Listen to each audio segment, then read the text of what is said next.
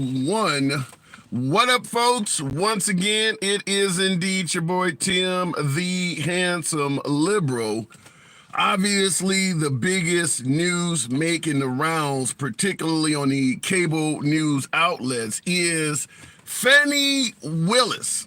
Fani Willis has now been given the green light to continue the pursuit of President Trump. We're talking about the DA down in Fulton County, Georgia. Fani Willis has by the judge's order, has the right to continue going after President Trump. Now, Fani Willis was admonished by the judge. She did a few things. She did several things that some would say were inappropriate, such as going to a church, a black church, and, pulling a race card, saying that what was going on with her investigation was racially motivated and things like that. Now, a prosecutor, speaking in regards to Fani Willis, is not supposed to say anything outside of the court that could interfere with people's viewpoints of the case. So when Fani Willis went to a black church and she's talking about what they're doing is racist and things like that, even a lot of folks who support, her pursuit of Trump admitted it was inappropriate. The judge certainly admonished her for some of her actions. Some would suggest that maybe she perhaps perjured herself in court, but nevertheless, she has been given the green light, plus or minus a boyfriend, to continue going after Trump. So what we're going to be asking is the obvious question, and this is in regards to a text message that also was used to fundraise on, but yours truly, I do, follow the politicians a little bit in terms of putting my name on their donor pages. I've donated to a few politicians, so you get text messages and shit from them all the time. I received a text message from the Trump administration shortly after the ruling came down that Fani Willis could continue her pursuit of Trump, her prosecution of Trump. 88022. For any of my beloved MAGA, you certainly are aware of the number 88022. I think 80810 is another one, but 88022 coming from the Trump campaign. Here is the message. Breaking from Trump. Fani Willis can continue the witch hunt against me. It continues in capital letters. Rigged system against us. Not against me, against us. So Trump is suggesting that the system is rigged against all of us. So that's what's going to be the primary topic of discussion, because it's not uncommon to hear President Trump suggest that they're not after him. They're actually after you, me, and all of us, but he is in the way defending us all. So what I want to ask you folks, and thank you, NLE, appreciate the subscription. So what I want to ask you folks is, do you believe the system is rigged with the intentions of not going after Trump, but going after you, me, and your neighbor, and Trump is defending us all from that system? Do you believe Trump has it right? They're not after me, they're after you. What say you? Do you believe Fani Willis, the Fulton County DA, do you believe Fani Willis is after you? Because Trump says it's a rigged system against us. So what say you? And as a sidebar, we do have a second conversation to discuss. I'm sure most of my male viewers know who the hell Aaron Rodgers is, formerly of Green Bay Packer fame. Now, he is being considered as a vice presidential candidate under Kennedy. We know how controversial Kennedy is, running for president. Now, Aaron Rodgers allegedly has communication totally denying the Sandy Hook massacre took place. Does that mean anything to you? That he would suggest this didn't happen? Perhaps maybe you think the whole massacre was made up. Believe Alex Jones actually lost a huge judgment for saying the same thing. So those are the two topics of discussion. Is the system after you? Is Fani Willis on your tail, but Trump is in the way preventing her from getting to you. Going to talk about that. You know how the program is ran. We do not block, ban, or censor anyone for their topic, conversation, their viewpoint, you name it. You're always allowed to speak. If you don't agree with someone else on the program or the host, no one gives a damn. It's all about free speech. Program is, always will remain MAGA friendly in its entirety. Been that way since day one, always will be. Nevertheless, liberals are welcome as well. So, looking in the comments, can you explain why all Republicans voted against providing additional Medicaid benefits for new mothers? I do know that happened, but I don't know if there was any other pork in the bill. I'd have to see what else was there. Generally, when they create bills like the border bill, for instance, you got funding for Ukraine and Israel in the bill. So sometimes you can have a good bill, but you can put extra shit in it and all of a sudden it cannot get approved. So I don't know if that was in the Medicaid benefits bill for new mothers you're suggesting, but I have to find out. Fani Tail is on your face. Red light, Ron. I don't know what the hell that means, but we'll go straight to the box. Is Fani Willis after you? What say you? PR conservative. Good afternoon. Welcome to the program. They're not after me. They're after you. Trump is just in the way. What say you, conservative? That is 100% true. How you doing, buddy? I'm doing great. Good to have you on. So you think Fani Willis is after all of us? Well, not individually, but I think after the, what freedom means to America, the process of, indicting someone, going after someone. So I think it's the process that they're going after, not the individual person. So like what's happening right now with Trump, we all know that this is some sort of witch hunt. Okay. So you believe every single thing they're charging him with was completely fabricated? Yeah. Guaranteed. They waited until he ran and became the front runner to then have back-to-back indictments. And this whole Fani Willis case is also confusing because now we know that she met with Kamala Harris prior. We know that Nathan Wade met with the White House. So there's some Biden has his fingers all over this. Well, let me ask you this in regards to what you're talking about, meeting with other folks. If what you're saying is true, because we know that what is his name, Justice Clarence Thomas, his wife was doing the same thing with the Trump administration during the whole stolen election claim. When you're talking about conflicts of interest, does that qualify as well? You're talking about a wife. We're talking about a court system. This is totally different. What people do separately on their own that doesn't affect an actual case, that's different. So you believe his wife meeting with the Trump administration and things like that, Clarence Thomas is totally isolated from that, even though he's in bed with the woman every night? I agree. Yeah.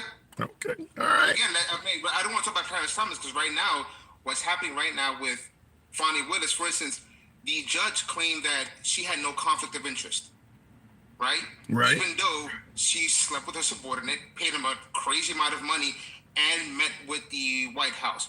But at the same time, the same judge also, didn't he donate to her campaign?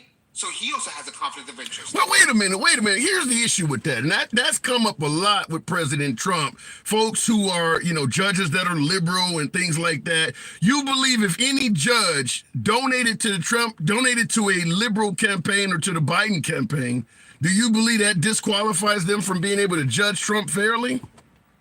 I think it's possible. So what if a judge? I'm sorry. Jeff Sessions stepped aside as well. Remember Jeff Sessions? Yeah. You believe he had a conflict of interest? I don't think he should have stepped aside, but he stepped aside. So then let me ask you to the other way. If you believe a judge that has donated money to the liberal campaigns is presenting a conflict of interest when it comes to judging Trump, what about judges that oversee Trump's cases that he appointed personally? Do you see a conflict of interest there? I gave you your damn job. Do you see a conflict of interest? Not appointments, no. Because sometimes you don't have to. If you appoint someone that donated to you, then that could be questionable,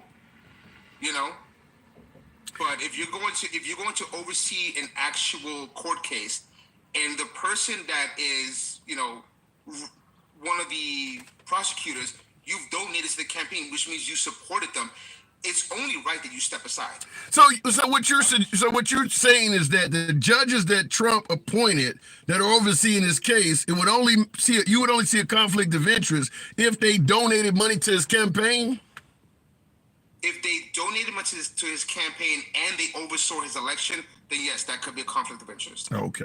I don't know. I think you're really raising the bar. In my opinion, I get what you're saying about donating money to liberal campaigns, but at the end of the day, just about every judge in this country either leans left or leans right. If we look at judges and suggest that, well, if you are a liberal, you can't oversee a Republican defendant, then what are you saying if you put a Republican over Trump? You're also saying it's a conflict of interest in his favor. I'm not saying if you're part of a political party. I'm saying if you personally funded or financed an interest in this individual person. I don't care about your political parties. Mm-hmm. That means nothing to me. It's about your funding. So I think right now what we're seeing with Fani Willis, they've openly said that she lied. Even the left-wing media was saying that most likely she's going to get kicked off the case. And for this to happen, there's something weird. I'm not saying, listen. But wait a minute. See, that's why I originally asked you about Clarence Thomas, because most folks were saying the Supreme Court was not going to take up Trump's immunity case after the lower courts admonished him so much. And to me, everything you're saying about Fani Willis, which I do see some validity in, applies to Clarence Thomas. He took Clarence Thomas, not just his wife, they took big gifts from conservative donors. And now every time they're ruling, it's in favor of conservatism. You don't see no conflict of interest at all there. No, not whatsoever. Okay. All right. I don't get it, because you're pointing to. No, but there's two different things. What you're talking about is almost like a collective thing. Okay, I took money from conservative groups, but it's not like they're judging over an individual person that gave them money directly. Okay, so if I donate money to Biden or a liberal, I'm suspect. But if I take money from Biden or liberal supporters, I'm not. Let's say this: if you donated to a cause, that's fine. But then let's say the cause that you donated, now the main person is not overseeing something that you're doing. Like if you got to go to court, that person is personally overseeing you, then that's an issue.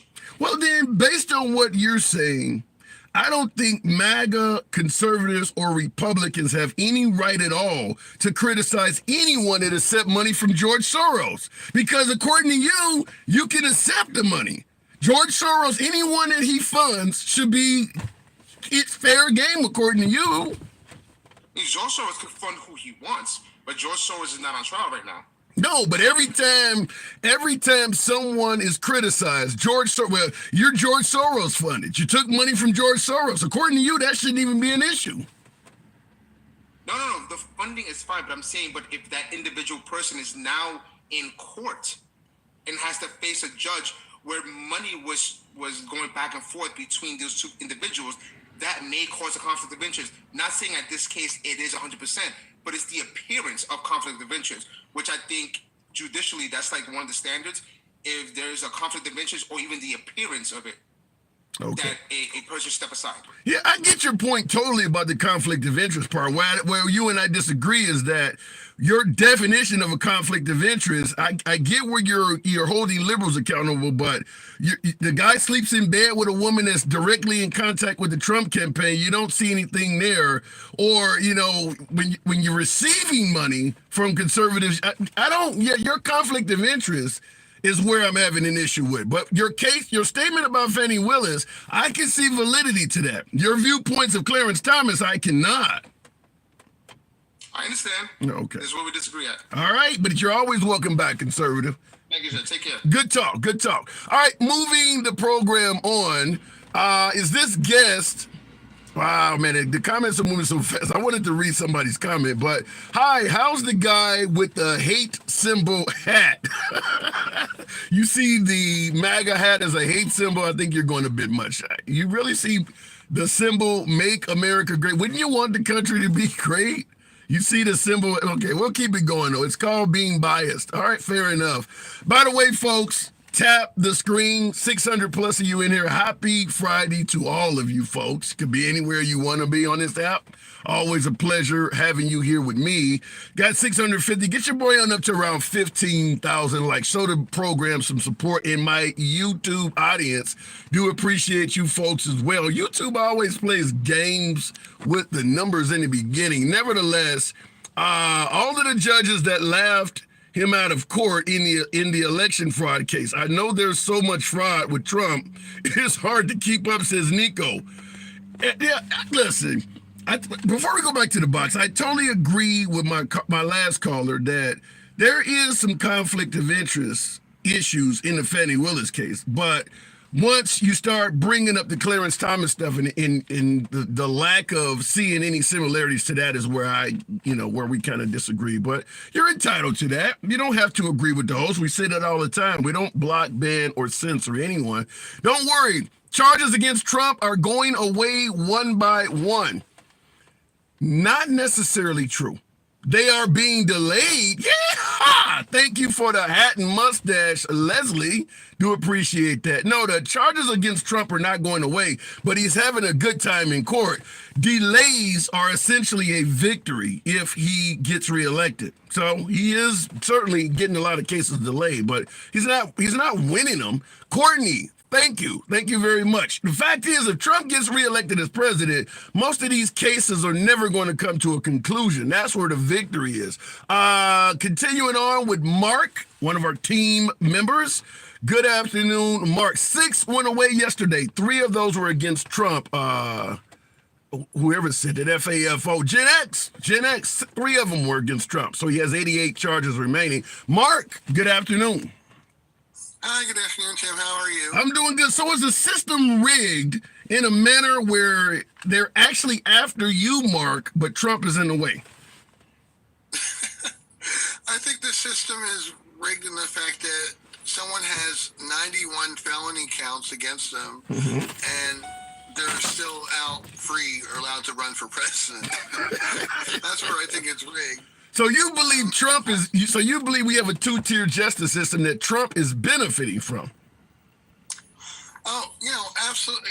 Absolutely. I mean, I don't think, so they did this process as well when he was president, right? Mm-hmm. When there was a whistleblower that was on the phone call with him and the president of Ukraine, Zelensky, he told people that, hey, there's a problem with this. There's something wrong with this. And they went after the whistleblower. It's like, having a fire go off in your house and then somebody pulls the fire alarm and they're mad at the person who pulled the fire alarm. Wow. Why, and that's an interesting thing you would bring. Why do you think Trump is so anti-Zelensky? Because he's pro-Putin, and Zelensky and Putin are right now in the middle of a conflict.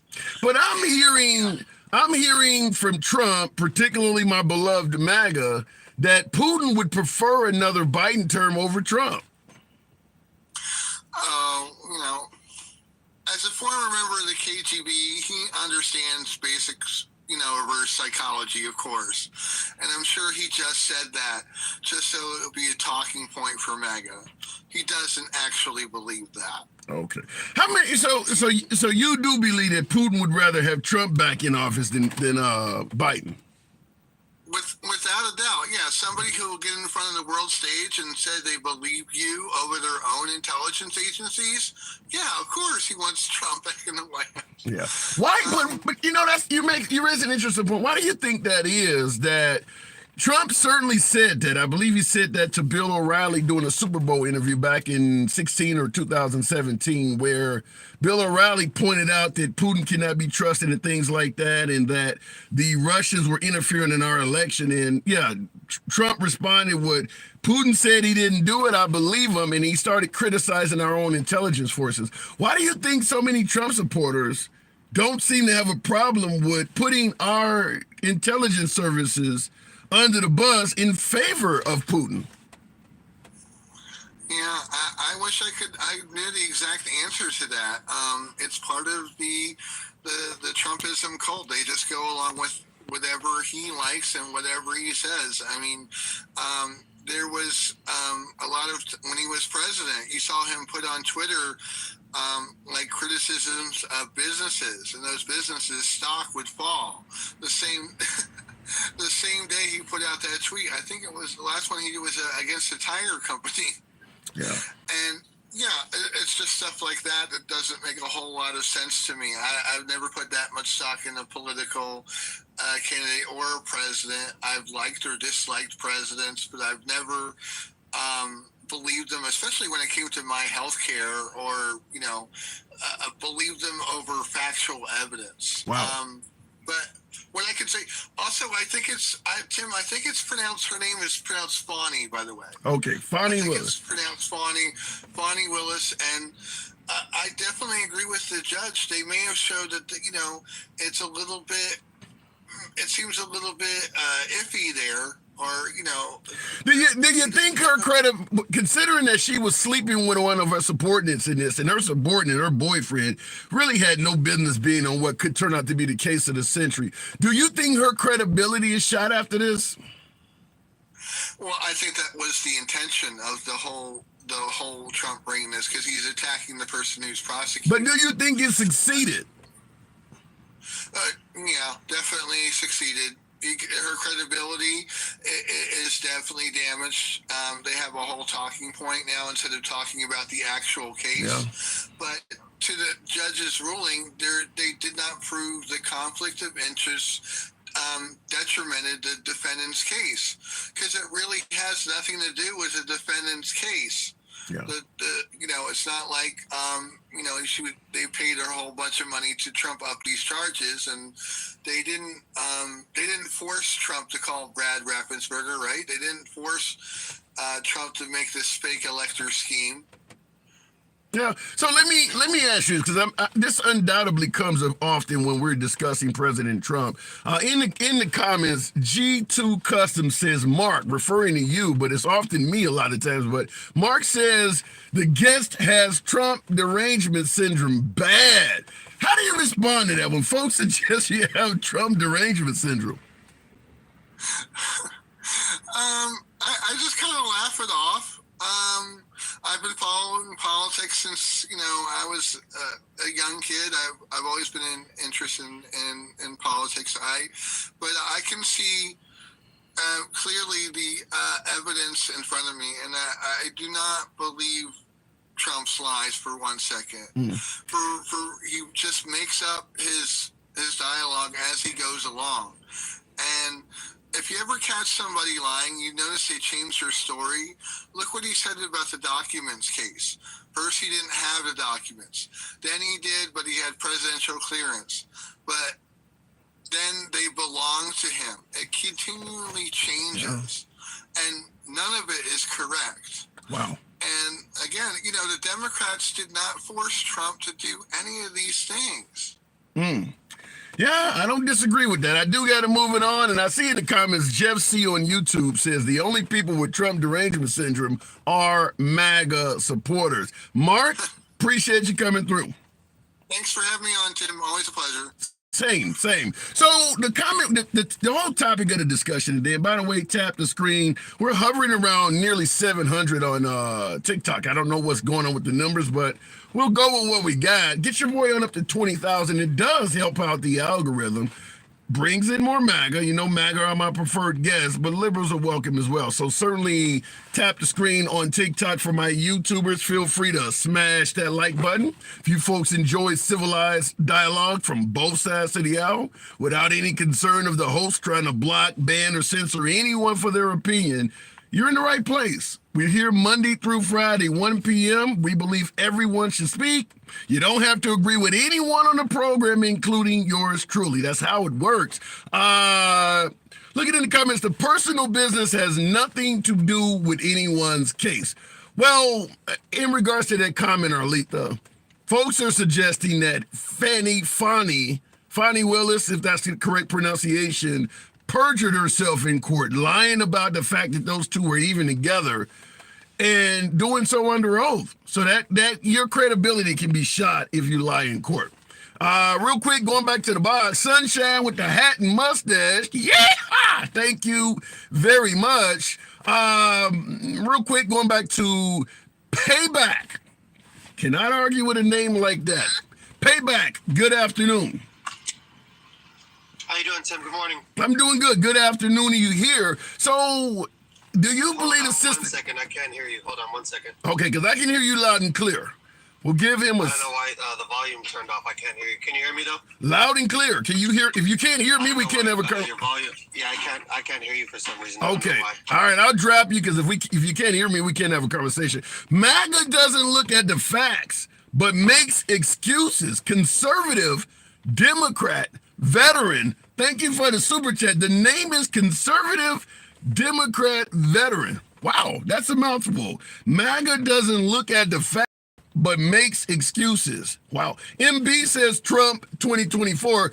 Mark Anthony, thank you very much. Real quick, moving the program on. We'll go straight to Romeo Delta Lima 31. And by the way, MB, typing the same thing over and over again. We'll get you put in time out. All right, RDL, good afternoon. RDL, are you there? Okay, we will move it on. RDL apparently is doing something about his property. I think we got an issue here. Should fake women compete against real women in sports? I don't know what a fake woman is, but I do believe biological women should have a category all to themselves. I don't believe biological men should be allowed to compete if they, identify as a woman. No, I don't support that at all. I just don't. Real quick, going back to the comments. Kevin Karam. But I will say this while we're waiting for the box to come up. I don't believe that issue, stick the ruler.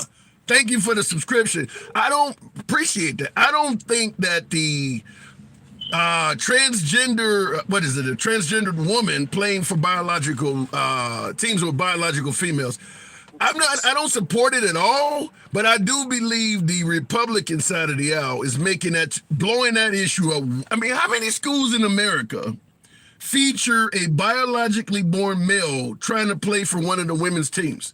Is it even 0.001% of schools? Why is that such a huge issue that they're passing laws and things? I mean, there's a hell of a lot of more important things going on. I agree it shouldn't happen. But folks make it sound like every school in America is dealing with this. It's just not. Kenny, good afternoon. Hey, how you doing? I'm doing real good. So we're talking about the system being after all of us and Trump being in the way. Do you think Trump is defending us from a rigged system? It's a loaded question, right? No, that's what he's saying. I'm more conservative. That's exactly what he's saying. They're not after you. They're not after me. They're after you. I'm just in the way.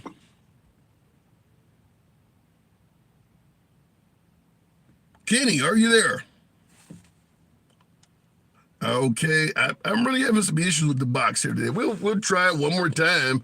It's definitely a rigged system. I think the system in this country, in one way or another, has always been rigged. You name the system, some way or another, it has always been rigged. But is President Trump going to correct that system? That's what we're asking. Is the system after you, but Trump is in the way? Real quick, the box is really already acting up. I really hate this when it's doing this. Alex Park, good afternoon. What's up? Good afternoon, Alex. Good afternoon. Hey. So you said the system is rigged. Let me give it to you the way it came from President Trump himself. I get text messages from the Trump campaign like a hell of a lot of other viewers do. His text number being 88022. Here's what came in. Breaking from Trump. Fani Willis can continue the witch hunt against me. She was allowed to continue pursuing him. He stated, rigged system against us. Do you believe the system is rigged and it's against you, but Trump is in the way, as he often suggests? You know what? That's a good question. But I'm gonna say the system is rigged, but it doesn't affect me at all whatsoever. I'm still gonna continue living, because if you think about it, presidential elections every 4 to 8 years, right? Yep. So it's not gonna affect me. So it doesn't matter who's in office, because no matter who it is, it's not gonna affect me. Well then, Maybe. but then let's take into consideration what the man says. He says the system is rigged. They're not after me. They're after you. I'm just in the way. You're saying it's not going to affect you. Do you think the rigged system is after you in any way? Uncle Sam's gonna affect me. That's all I'm gonna say. All right. That's about it. Taxes. Okay. But you don't see a rigged system coming after you where Trump needs to be in a way to block it? No. Okay. Now, do you lean right or left politically? Neither. Okay. Who'd you vote for in the last election? It depends if you know which side benefits me. So, like, for example, like if the Republican, like if some of the policies benefits me, then I'm gonna go on their side. If the Democrats, like if some of their policies benefit me, then I'm gonna go on their side. So I'm neither. Okay. It doesn't matter which side I am. Okay. 2020 President Biden versus Trump. Who did you vote for? 2020 Trump. 2016 Trump versus Hillary. Who'd you vote for? Trump. Okay. All right. Just say, but you said you voted for Obama? Who was it? You had Romney and you had McCain in 2008. Oh yeah, Obama. Okay, so you did vote for Obama against McCain. Yeah. Okay. I did. Okay, so why do you think if you're saying the system is not after you, okay, my last caller, I guess, had a call, something dropped out. We'll keep it going. I'm really having some issues with the callers today. Am I the only one that never believes the Trump's partners who says they voted for Obama? I get a lot of that payback.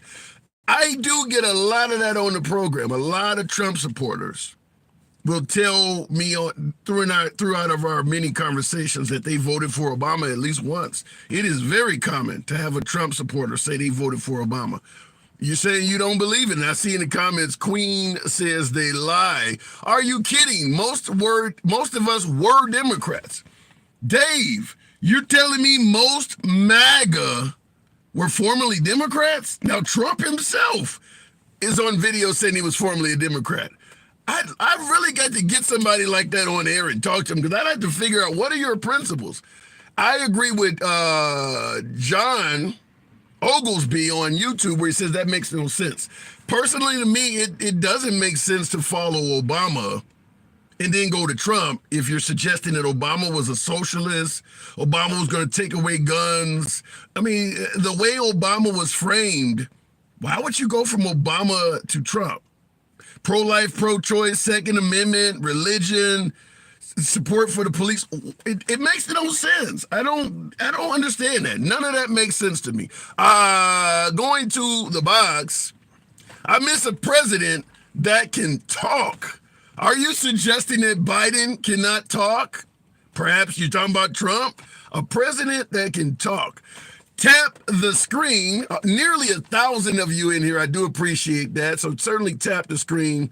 Get your boy on up to around 40,000. We can certainly make that happen. Hopefully the box works this time. The one and only Stick, the ruler. Good afternoon, Stick. Hey, you the man. Thank you for that subscription, by the way. I did see that. So is the system after you, but Trump is stopping it? Well, before I get to that question, let me just say, man, that I've been watching you for over a year, and I just think it was time to give you your roses. Wow. You feel me? Wow. Like, thank you. Like, for real, though. You're very fair. You're very partial. You don't interrupt.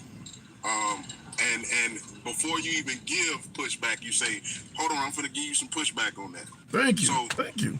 Even though we're on the same side, man, I appreciate the fairness, because I just feel, and I want to clear it up, that I believe that's what the justice system is doing. While we say it's a two-tier justice system, right? I think what they're doing is they're saying we're going to let him exhaust all his resources. You don't have time. Do everything. Yeah, You know, everything to the fullest of the law in the sense of defense. And then when he has no more recourse, we're gonna give it to him. okay, but here's the push. Here's the push. On that. But here is the pushback. If Trump becomes president and these cases have not been adjudicated, do you think that he would interfere with cases against him at all? Of course he would. Okay, Of course he would. Right. So the point I'm making is if they're doing what you're suggesting, let's make sure he exhausts all of his resources. You don't have time to let that happen because that is the goal, many would say, is to exhaust and delay this stuff until you can become president and then you can squash it all behind the scenes. Well, I think that Jack Smith did it best when they were having that thing where he went straight to the Supreme Court. Yeah. I just believe right then he let you know that this was the plan all along. Yeah. Just as well as with the Fani Willis situation, the plan all along was to try to get her off the case because she's a good lawyer, because her conviction rate is like Jack Smith, like they up there at 97% conviction rate. Yeah, especially on RICOs. Yeah, but I gotta say in regards to what Fani Willis did. Fani. Yeah, Fani. Okay, what Fani Willis did is presented herself as low-hanging fruit. If I'm trying to get my hand on an apple in a tree, I'm gonna grab the one that's hanging the lowest. What she did with that huge conflict of interest, sleeping with a subordinate and things like that, she kind of exposed. She didn't have to put dude on the case. Answer this then. Why did the judge not take her off? That's a good question. He might be a never Trumper. I don't want to go that far with it. No, I'm gonna be honest with you. Okay, before she was who she is now, in the sense of a prosecutor from Fulton County, she was a judge. Before she was a judge, she was an attorney. She ain't Donald Trump just going into the office willy-nilly and she don't know what's going on. She actually knows the laws and the codes. Then why do that? Break any codes? Yeah. I mean, come on now.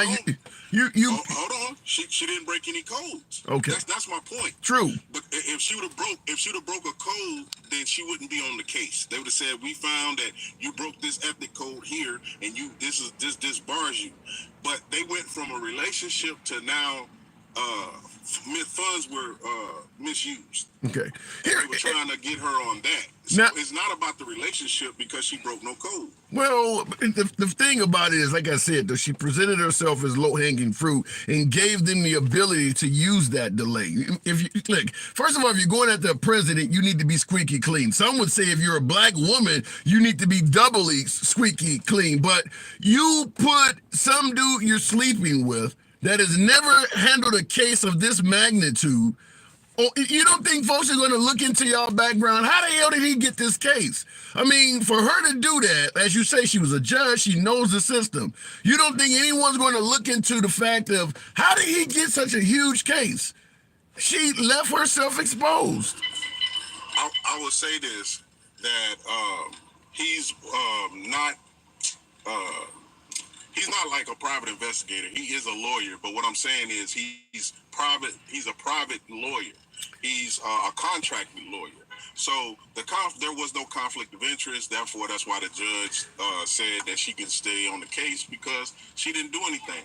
Now, if y'all want to put her in a position to say, oh, because you're a black woman, you got to watch what you do and how you step because of this and because of that, well, then now we giving the opposition excuses just to go ahead and do what they do because this is the way it's set up. Yeah. But if you see it that way, if you see that it's set up wrong, do you see that it's set up that they only went after a black woman? If you see this and you do nothing about it and all you talk about is, oh, she shouldn't have dated him. No, she didn't know that Donald Trump was going to break the law and she was going to be, she's got to check everybody before she dates him. She got to make sure, hey, you ain't finna break no law. I think, I want to holler at old boy. Yeah, I think, you and I kind of disagree on this. First of all, like I said, this dude has never handled a case of this magnitude. And folks are going to ask, you don't have a proper background. How did you get in on a case like this? That's going to, that immediately looks suspicious. That's why folks went checking on it. Then you got the ex-wife and all of these other folks coming by. I mean, she set herself up for this. So answer me this. has every lawyer always had a RICO case or a big case with the president or anything like that? Has every lawyer always had that? No. This is the first in history, right? Has he had any other big cases other than this one? But what I'm saying is, okay, I'm still trying to keep it on what we're talking about. So I'm finna say this, but let's look at that OJ case. You had his best friend, in a sense, the Kardashian dad. He didn't know nothing about no murder case. He was into finances and stuff like that. But at the same time, he was on the OJ case, and that was his first time on a case like that himself. Yeah, but of course, he had Johnny Cochran and he had Robert Shapiro and all of them. Okay, so with this dude, he got Fani Willis and anybody else that she has on her team, because I don't know the Fulton County the prosecuting team like that. But at the end of the day, you know, he's got somebody with that's seasoned and she knows what's going on. and you also are you also aware that as a prosecutor, you're not supposed to say things about the case when you're during your free time. You're not supposed to go around saying things about the case that could, you know, sway people's opinion. She's in church suggesting that they're pulling a race, because the judge even admonished her for that. Even the judge said what she did was inappropriate there, where you go to a black church with the cameras rolling and you try to make it sound like the other side is racist and things like that. You're okay with that? Hell yeah, I do it all the time. What the hell, Tim? How you gonna ask me some questions like that, man? You can't tell me every rally, every time he gets on the camera. Man, look, oh, you know what I meant to tell you too? What up? Go check out Agenda 47 video. My boy got a whole bunch of videos where he's short videos now, because we're talking about Donald Trump and we're talking about his supporters. He thinking that they're looking at it, but they're actually not. They're just listening to whatever he's saying when he says it, you know, at a rally. But at the end of the day, he's put out videos, short videos about each section in the Agenda 47 of what he wants to do, whether it's education, whether it's what is the thing that he called it? I'll check it out. You know what? Yeah, you don't have to give me. You don't have to give me the lowdown. I will check it out. I do got to move it on, but yeah, and send me if you got some. Send it to me. I wrote it down, Agenda 47. I do want to check it out. I do got to move it on, but if you got some, certainly send it to me. Well, the petty auntie, I think you know who she is. The petty auntie, she's been broadcasting that early in the morning and letting everybody see it for themselves. All right, and that's how I seen it. All right, fair enough. Y'all fight, y'all creators. I'm a creator as well, but y'all big time creators like my boy Handsome, y'all fight for y'all right to be able to speak and make y'all money and grift just as well as we learned from the best grifter, Donald Trump, man. Hey, if I'm gonna find anything good to say, I'm gonna say he's a hell of a grifter. All right. Hey, I gotta go. In fact, how about this? Real quick.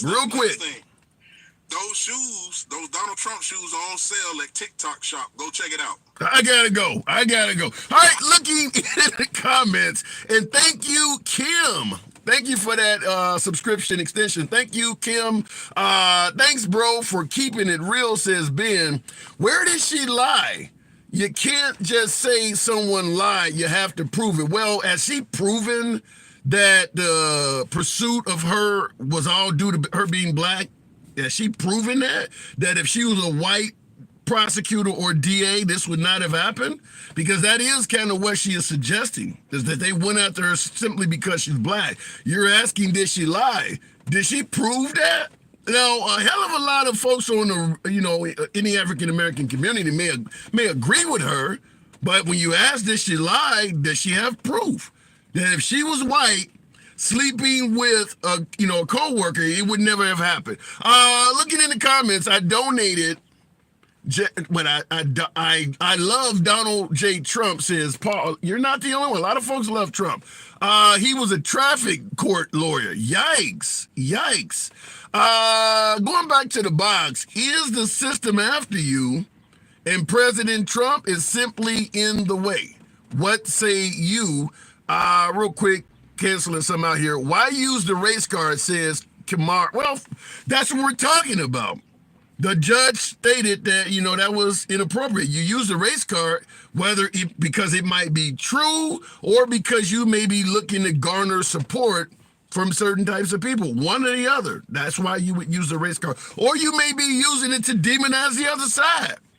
Make no mistake about it, whether it's true or a complete fabrication, calling someone a racist does demonize them. Whether it's true or not, it does demonize the other side. She's not lying, but difficult to prove with our court system. It would have to be blatant racism. Well, then you kind of just defended Trump when he said the election is stolen. Not lying, but difficult to prove. Folks will say the same in defense of President Trump. Going back to the box, thank you folks for tapping the screen. We will take it right on to Kenny Coram. Good afternoon. Welcome to the program. Obama bailed out banks. That wasn't a good economy. Well, when Trump took over, and we'll give it the box a second, but in the idea that Obama didn't give us a good economy doesn't actually measure up to what was actually happening. Obama was sworn into office January 2009. If you look at the economy from January 2009, when Obama was sworn in, to January 2017, there's no denying the economy improved from George W. Bush. Yeah, Obama gave us a good economy. You can come up with whatever reason you want, maybe the deficit or something like that, but the country was doing fairly well economically under Biden or under Obama. Kenny, good afternoon. Kenny, are you there? He came in and he went. I don't know. Yeah, you must have a signal issue or something. Real quick, Willis lied on the stand. Well, then in regards to perjuring themselves, which is what you're suggesting, I don't know, is simply lying on the stand one time enough to take her completely off the case? Was the lie proven? That's where we're at. Because some folks say that she certainly was shown to have perjured herself, but is that enough to completely disqualify her? One of the things I often said during the whole debacle was that even if Fani Willis was completely discredited and removed from the case, that doesn't equate to Trump's innocence. You could have both of them being problematic. You could have a case where Trump did something wrong and a individual that lacked credibility was the one trying to pursue him. Her credibility does not exonerate Trump. It really does not. But folks were trying to suggest that, well, because she ran a campaign saying that she was going to go after Trump, that instantly made her suspicious or should disqualify her. Did that say John McCain was a hero? Okay, let's give it a shot. I absolutely love President Donald J. Trump, says Leslie. Does that say John McCain was a hero? During the course of this hearing, MAGA made that didn't exist. Okay, can you hear me? I don't know why I'm having trouble like that. Now, that individual came on. I hear his background, but I don't hear him. Biden better. You think Biden's better than Trump? Under Obama, our personal growth was $1,200 a year. Under Trump, it was $4,000. Here's the issue with that. You're suggesting that under Trump, personal growth was $1,200. Under Obama, it was $1,200 a year. Personal growth, $4,000. What was it under Bush? What was our personal growth under Bush? Because we're suggesting that Obama did nothing for the economy. We're not comparing Obama to Trump. We're comparing Obama to his predecessor. Did he better the economy? Now, it's possible Obama could have made the economy increase or become better, and Trump could have just made it shoot toward the sky like a rocket. But that doesn't take away from the possibility that it was getting better under Obama. It may have gotten exponentially better under Trump, if that's your opinion, but that doesn't mean that things were not improving under Obama either. Y'all need mental help. You're brainwashed by Trump, says Cum Blaster. His name is Cum Blaster, K-U-M. Cum Blaster 69. We need the mental health. You're over there blasting cum everywhere. All right, this is 40 plus. Oh my God, Cum Blaster. This is 40 plus. Good afternoon. Good afternoon. Hey, so do you think the system is after you and I, and Trump is in the way defending us, as he would state? I don't know. I don't don't think that it's after me or you or, and I think for Trump, unfortunately, like he has put himself in a position where, he needs to get himself out of a bunch of really bad court cases where he's not looking great. And so he's going to say whatever he can to scare people into thinking that he is their only hope. But he says it is a witch hunt and they're only doing it to stop him from being president again. I would agree with that if so much of his former cabinet didn't come out and speak against him and say that what is going on is accurate. I mean, I think of, when does that ever happen? When a former cabinet, even if like Bush's cabinet, right? Like Bush didn't handle a lot of things well. You don't see any of Bush's former cabinet coming out and saying, like, I wouldn't vote for the guy, or he wasn't a stand-up guy, or... That's never happened before, and now you've got his own party and his own former team, when he quote unquote hires the best, coming out after him and telling him, like, you know what, this guy isn't fit to be the leader of this country. People who are absolutely respectful. But what about the possibility, Nunya in the comments says his former cabinet were all traitors? Well, that's convenient when your former cabinet's saying that you never read briefings and you had no idea what you were doing, and Yeah. It's like the crazy, guy who's like, oh, all my ex-girlfriends are crazy, and you're like, you're kind of the common denominator, dude. Wow. Yeah. So at the end of the day, because Trump is also, what he takes out today, Fani Willis can continue to witch hunt against me. It's a rigged system. You don't see the system being rigged at all. You don't see any political aspirations against Trump at all to stop him from winning. You think all these charges against him, I think it's 88 right now. You think they're all legitimate? Yeah. I don't, because he did this to himself, right? Like, he kept the documents. He keeps running his mouth. He just keeps making it worse for himself. And with full immunity, like, what does Mark Meadows know, right? Like, They don't do full immunity for people like that in this situation. I think as we get farther down this road, we're going to find out a lot of and he'll keep writing that, it's a witch hunt. It's like, what is it? I saw a funny meme that was like, it's not a witch hunt when it's your own monkeys. Like, yeah.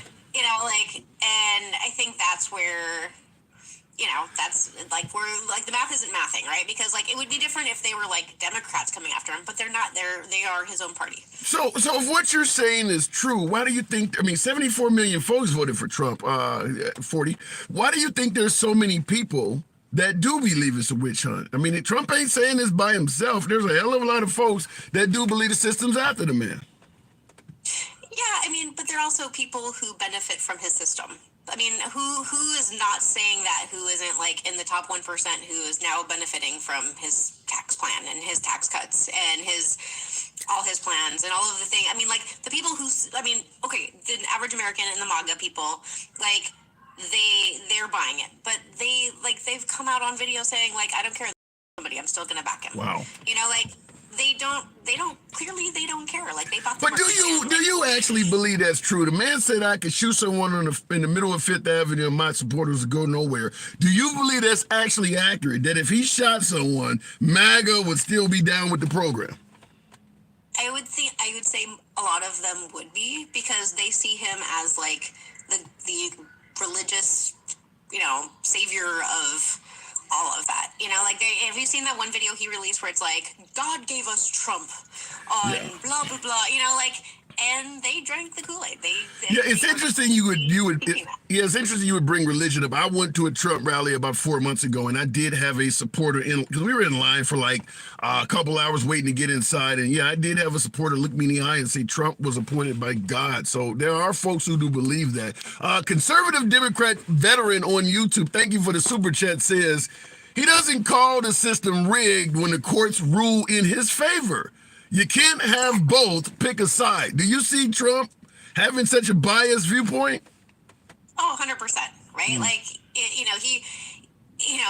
the system's rigged. It wasn't rigged in 2016 when he won, and he started dropping all of the different, this is broken. Mail-in voting is broken, but he's, he votes via mail-in ballot.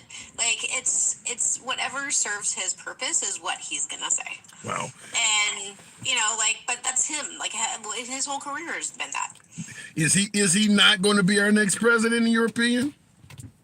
I don't think he will, and I think the reason for that is that he has lost the center vote and the women's vote in many ways, and you can't lose either one of those demographics and win a general election. You think he lost the women's vote? I get a lot of female MAGA on the program every day. I had someone in the comments just a moment ago. I love Trump. She was a woman. I get females.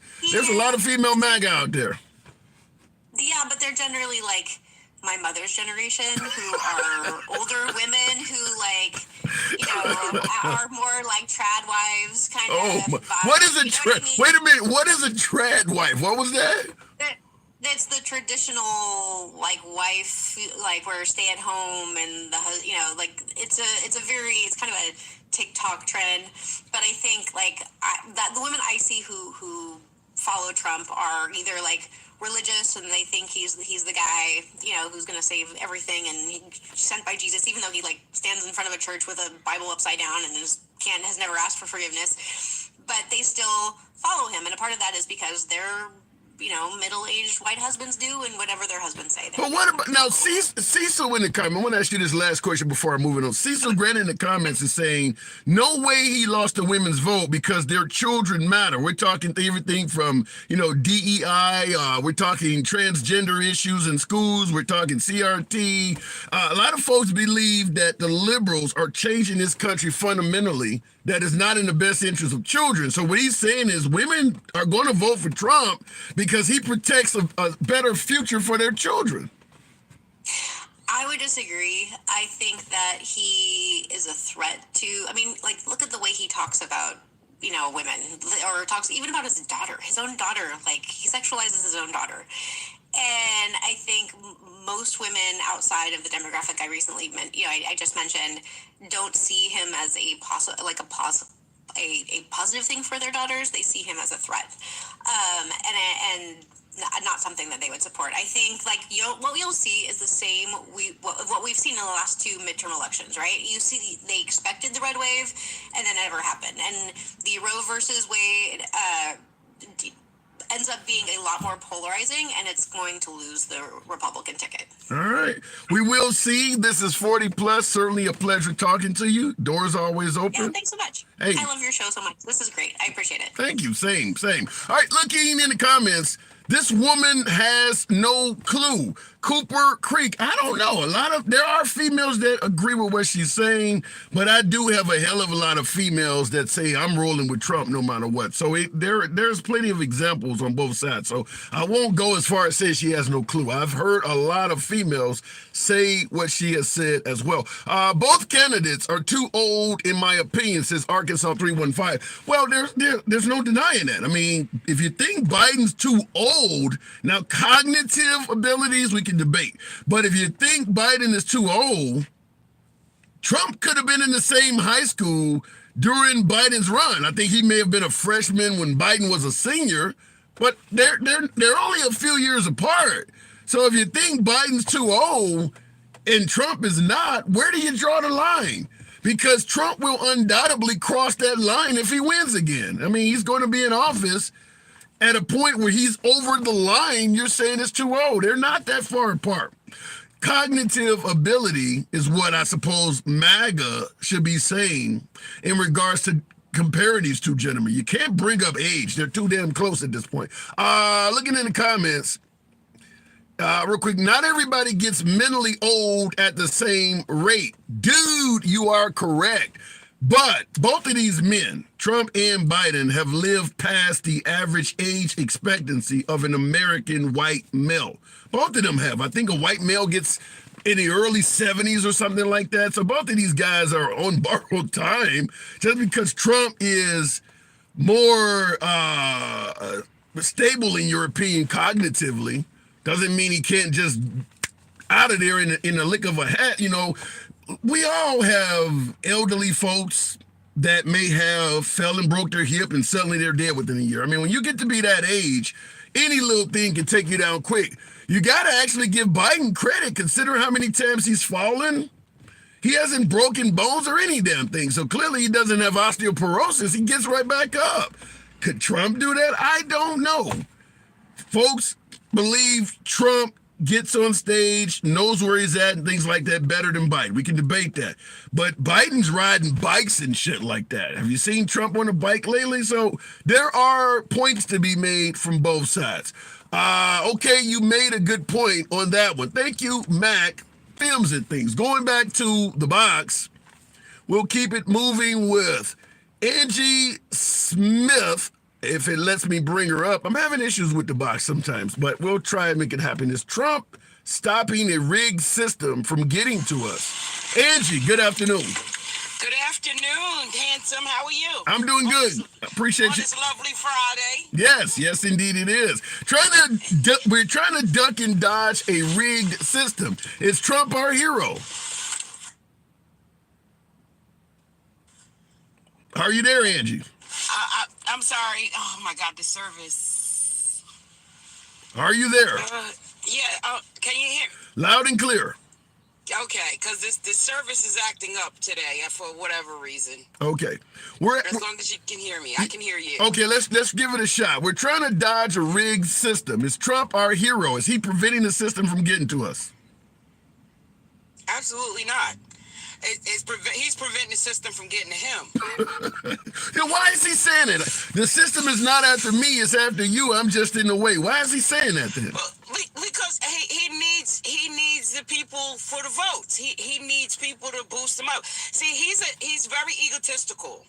So I'm gonna say what I need to say for them to boost my ego. I'm gonna have them thinking that I'm some type of savior, and what I got going on, I'm this smart man, and that I'm gonna save the day. Like that's just who his character is. That's his character. 74 million people down with the guy, Angie. Why do so many people believe he's the best? Listen, I can't answer for those 74 people. I think they're a little misguided. All 74 million? Maybe not. Everybody might like him for different reasons, Okay. Because I guess with them heightening like the border and stuff like that. See, a lot of people who are speaking, they don't read the bills. They don't know what the bills says. They don't know what's in all of this stuff. All they go by is what they hear him say. Now, and that's for both sides, not just from Trump, but from Biden's also. Okay. So again, if you don't take the time to sit down and read and know exactly what this bill says, we can't just automatically say that Biden dropped the ball. But again, I'm not excusing him either. But let's not go with the bill. Let's go with what was going on. Folks suggest that under Trump, they could purchase groceries, fuel at the pump was cheaper. We weren't dealing with all these multiple wars breaking out. They're talking about their own bottom line under Trump was significantly better. I understand them having those kind of questions, but again, if you don't understand the true meaning of how things work, now the government has very little or nothing to do with the price of gas. That's strictly supply and demand. There's a whole different entity that handles that. Number one. Number two, like Trump he really did inherit a good economy from Obama. So as his time started declining, so did the economy. So when it was time for him to transfer power, it was a mess. So what really sank his ship is when he allowed, and yes, I am going to say allowed, the pandemic to go rampant. He allowed that to come in. First you're calling it a hoax. Oh, it's a hoax. Oh, it's not going to do anything. And then now you're coming out of your mouth with stupid stuff. Oh, I'll be fine. I infrared, drink bleach.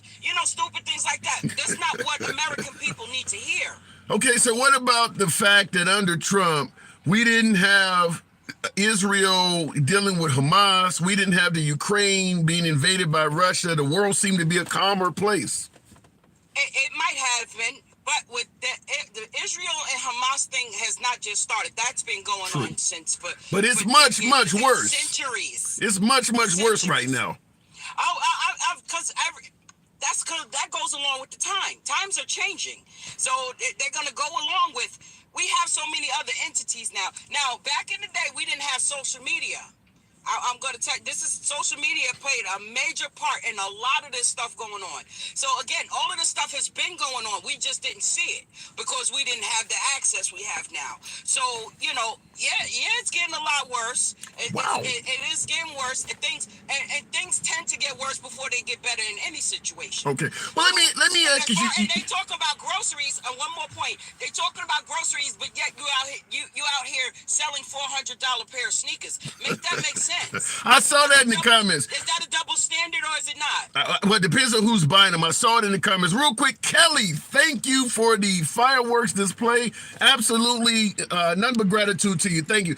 We talking about the character of these two individuals, Angie. Now, I want to ask you this, because this is coming from Alexander Brewer on YouTube. He says, what's Biden's character? Look at his sons. Both had drug problems. Which child of Trump has a drug problem? How do you lead a country when you cannot lead your home? Suggesting that Trump is a much better father than Biden. What say you? That's just, again, that's strictly their opinion. First of all, Biden's children, they're adults. When you become a certain age, you have your choice to do what you want to do. Biden can't stop that no more than Trump could stop his if his was on drugs. Yeah. You understand? And I'm sure as their father, he probably did offer a rehabilitation and different things like that. So now that just goes into nitpicking. Now they're nitpicking, and that's really corny. You know what I mean? But if you want to go, we don't know if Trump's children were on drugs or anything. Just because it wasn't seen doesn't mean they weren't. Yeah. But they don't have to be. Their father was a big enough mess for all of them. Damn. All right, I got to move it on, Angie. Wow. Yeah, I appreciate you. Listen, it might sound a little hard, but his character is horrible, and that's why he's losing. And I say this all the time. Your character can carry you a lot further than your skill. All right. Because people are going to buy into how you present yourself and nothing else. Well, some folks might say you're voting on your feelings, though, when you do that. Well, it's possible. But I'm going to go with how you're presenting yourself. I've always been told when somebody show you who they are, you have to believe them. All right. And that's Maya Angelou. Appreciate you coming through, Angie. Thank you. Absolutely. Absolutely. Appreciate it. A little to the, I think it said left. Thank you for that teddy bear that did not go unnoticed. I wanted to give my caller a little bit of focus, but thank you, folks. You guys are showing your boy some love on a Friday. I always appreciate that. If you want to do it, certainly tap the screen. Get your likes on up to about 65,000. We certainly have over 1,000 of you in here. So show your boy some love to the program. Helps out the algorithm. Brings in more MAGA. You know, we run a free speech program here. We go left of Bernie Sanders to I'm having dinner with QAnon. We believe in free speech. Never about telling you how you should think. It's always about what you have to say. That's the most important aspect of the program. So it doesn't matter your political opinion. Feel free to smash that like button. If you do enjoy this type of dialogue, feel free to follow the program. Subscription on YouTube, if you will. Name Barber, certainly a friend of the program, says countless great adults raised by bad parents. That is true. That is absolutely true. Sometimes you can actually prosper in spite of bad parenting. That actually is true. BRICS sanctioning the U.S. and Israel. Well, a lot of folks believe that Israel has went too far. Yours truly included. I believe what happened on October 7th in Israel was an absolute travesty. But what's going on right now in Gaza is equally, if not considerably worse of a travesty than what happened to them. I think Israel lost about 1,000 people. They're approaching 50,000 folks. At this point, Israel is not taking any casualties. They're just killing. They're killing. Gaza don't have anything to wage a counteroffensive. They're not losing anybody.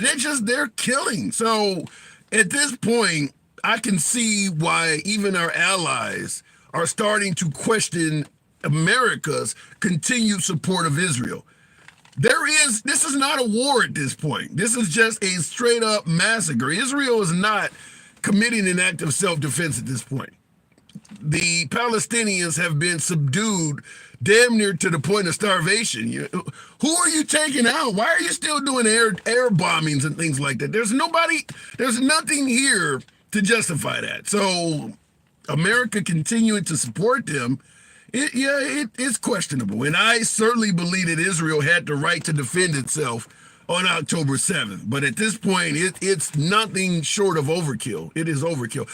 Looking in the comments, and I do believe the goal of Israel is just to get rid of them people. Make up whatever reason you got to do to continue staying there, but just to get rid of them. I think that's what Israel's trying to do, but they're phrasing it as an act of self-defense, which in itself is genocide. It's genocide. Looking in the comments, thank you for the heart. Tammy Green, always a pleasure, Tammy, thank you. If Trump knows his followers can't afford groceries, why does he keep grifting them for more money? Because the goal is, I know you're suffering now, talking to MAGA. Let's pretend like I was Trump. Yeah, I got a little bit more of a tan than Trump, but let's say I'm Trump for the sake of this discussion. I know you're suffering now. I know you have little to nothing to help our campaign, but understand we're going to win. We're going to be in a position where you can do significantly better once I'm in the White House. The small sacrifice of $5 to $25 today could result in a huge blessing for you tomorrow. This is something you hear from most preachers in a variety of churches all over America. Make the sacrifice today and God will bless you tomorrow. That's how it works. Whoa, Kelly, thank you. Did it sound that good? Thank you. All right, let me go back to the box. Thank you for that, Kelly. I appreciate that. Let's try it again with Payback. Had a few issues earlier trying to bring them on. Real quick in the comments. Hello, Tim. Thank you. Oh, Jesus Christ. I guess you got to drop me again. It's not fucking working. I can't hear you. Okay. I appreciate you bringing me up, though. All right. Move it on. Sorry about that, Payback. Yeah, I can hear you perfectly, so I don't know.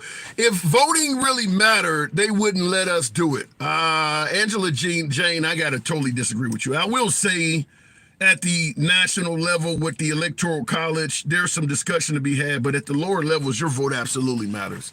And sometimes the lower level politicians are who you should really focus on because they can control a hell of a lot more to you that matters. I mean, at the end of the day, they're in your neighborhood. So voting for your city council, voting for your mayor and things like those votes do matter. Because when on election night, sometimes they only win by a handful of votes, particularly if you're in smaller counties, smaller areas. Yeah, it matters. You should show up to vote. Same thing with legislation.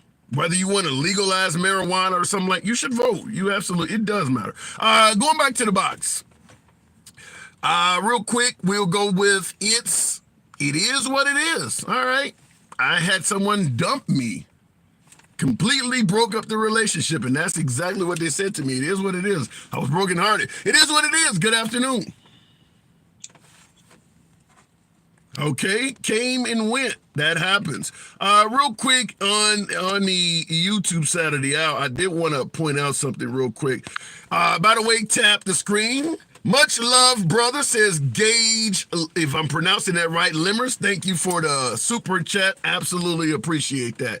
YouTubers, feel free to smash that like button. Don't always get as much cooperation on the YouTube side, but we do run a simulcast, so we are on YouTube and TikTok simultaneously. And both of them are the same. The Handsome Liberal, it is what it is.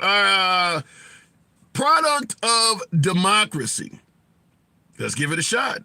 Good afternoon. What policy he gonna produce? Real quick, hang on 1 second. Product of democracy. In regards to what policy is Trump going to produce? Trade imbalance.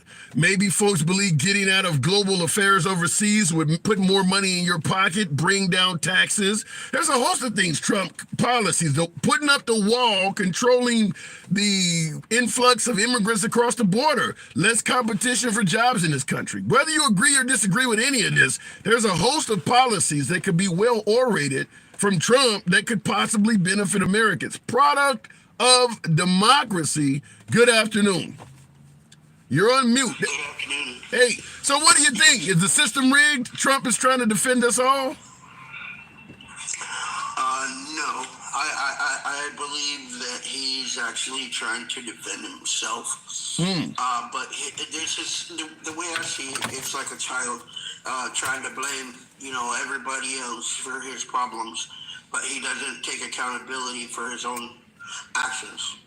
So the man is currently dealing with some 88 charges. Do you believe they're all legitimate? Well, I see it this way. If they brought out the evidence and it's proven, and they're going by the facts of the investigations that have been brought against him, I say that that all of them have standing ground to actually go forward for the prosecution. Now he suggests that it's a political witch hunt, that they're going after him simply because they don't want him to be president. Like with the Letitia James case, you got other well-known real estate moguls, business folks like Kevin O'Leary saying that Trump didn't do anything that other business folks have not done in the past. They're just going after him like that because they don't want him president. Do you believe that what he is doing is something unique and criminal to him, or are they doing it specifically because he wants to run for office? Well, see, he brought himself to this attention. How so? When he did not release his taxes, and he brought it to the American public's attention that he didn't release his taxes, and he says, "Oh, I'll release it next week. I'll release it in about a month. There's this process that they have to do, and yada yada yada, nonsense." So that's one thing that brought everything to his attention. That's why all of his assets were being investigated, and see how he got these loans, and how did he get away with paying only $600 to the country when he paid about half a was it 500,000 to China or something like that? Yeah. I don't recall the number, but all those everything that he did while he was president and beforehand, he brought himself to that attention because of everything that he was being investigated beforehand. He was under investigation even before he got into the White House, but the White House just opened the doors for him to get investigated with everything. Because that's public office. So despite his numerous investigations, how do you respond to folks who suggest the country was in much better order while he was president? The economy was much better, global affairs. How do you respond to folks who suggest that? Well, it took actually 8 years for Obama to actually fix the country to what it was when Bush took over. Because what Bush did, he took us into a grand war. And after that war, it just everything went to shambles in this country. So, Biden and Obama had to actually move forward to bringing the country to where it was. And then after those 8 years were done, that's where we started seeing the benefits of Obama and Biden. But what do you think of the Trump economy?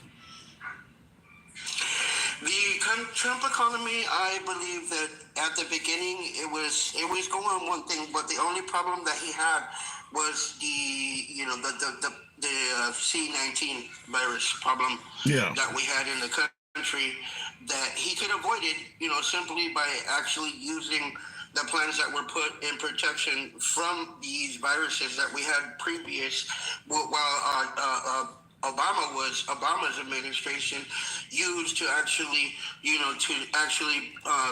properly secure, the country and then, deal with the problem. But he didn't do that because of his hatred towards Obama. Like, he just hates Obama. And, and... Why do you think he hates Obama so much? Because of his color, to be honest. You see Trump as being a racist? Yeah. Why? What makes you say that? Just various things. Like, for example, before he took office, his father, him and his father were running the company, and he would not rent to black people. That's one thing. and then the what do they call it, Fabulous Five or Central Park Five. Yeah, Fabulous Five is a college. They did pretty well with their lives. No, you're talking about the Central Park Five. Yes. So, like he put out that ad for those children without him even looking at the facts. He just went, like they say, coming from the hip. And he just said, put out that ad about them children, that they were actually innocent and they were actually exonerated. Yeah. And when they were exonerated, he still didn't even bother to even apologize to them. Like, he never takes any accountability for his own actions. He just, just goes from the hip and does whatever he wants to do. And just like a petulant child, he sits there and does whatever he wants to do and never takes accountability. And that's not what, an adult does. An adult is supposed to actually take accountability for their own actions to actually be a more productive citizen in this country. But if you don't do that and you don't take accountability for your own actions, you're just going to be the same way. And then just no matter what happens to the country, it doesn't matter, because he's just going to let it happen and happen and whatever disaster, and he's never going to take any accountability for it at all. Wow. All right, that's a mouthful. So in other words, based on what you're saying, you don't probably favor Trump ever being president again. No, I do not. And this is why, when he says this, when he says, they're going after you, they're not coming after me, they're going after you, I just thought about something very, very interesting. And what I thought about was, I think he's actually talking to the people that actually help him commit those crimes. Whoa. Damn. All right, I got it moving on. Product of democracy. That's strong. That's real strong. Good talk. Anytime. Come on back through. Thank you, Mr. Hanson. All right, appreciate it. Wow. He said when Trump says they're not after me, they're after you, I'm just in the way, he's actually referring to his co-conspirators in the crimes he committed. Wow. I've never heard anyone say that, but damn, that does raise some eyebrows. And I see in the comments some folks are saying the same. Look into Agenda 2050, and you'll see what it means by they're coming after you. Maybe send me what you got. I'll check it out. A lot of folks do send me things, and make no mistake about it, I do make an effort to read a lot of what I get. My inbox is always loaded with shit, but I do try to read some of it. I mean, between doing material and things like that, working my day job, I do try to read some of it. Tap the screen. We might be to get 100,000 here. We may be able to do it. We're at 76. Got 800, 900 of you in here. Certainly, if you show your boy some love, get the likes up, helps out the algorithm. You know what we always ask. The program is, always will remain MAGA friendly. MAGA will always be the preferred guest. Nevertheless, liberals are welcome as well. Everyone wants to talk about Trump's character. Let's talk about facts. Well, Christina, I'd be curious if you would elaborate on it. I'd be curious to know what facts you're suggesting that are not being spoken on, because you can have facts in regards to his character as well. I mean, we can talk about the economy and things you believe Trump did, favorably for this country, but character-wise, folks are going to talk about the tweets, the insults, the name calling. Those are matters of fact too. So when you say let's talk about facts, perhaps that's what's happening. The guy from Shark Tank admitted he does the same financial crimes that Trump did. Talk about Kevin O'Leary, Charlie. That is true. Tammy Green. Thank you. Going back to the box, Lars Brock III. Is Trump preventing the system from getting to you? Is he in the way of a two-tier justice system hurting you, but he's willing to take the shot in your favor? Lars, good afternoon. How are you, man? Yeah, I just want to bring up a real important point. Can you hear me okay? I want to make sure. Loud and clear. Good. So my big concern is that the vote for Trump is more about, like it was with Hillary, more a vote against Biden in some cases than it is for Trump, but also making the distinction that he is a businessman.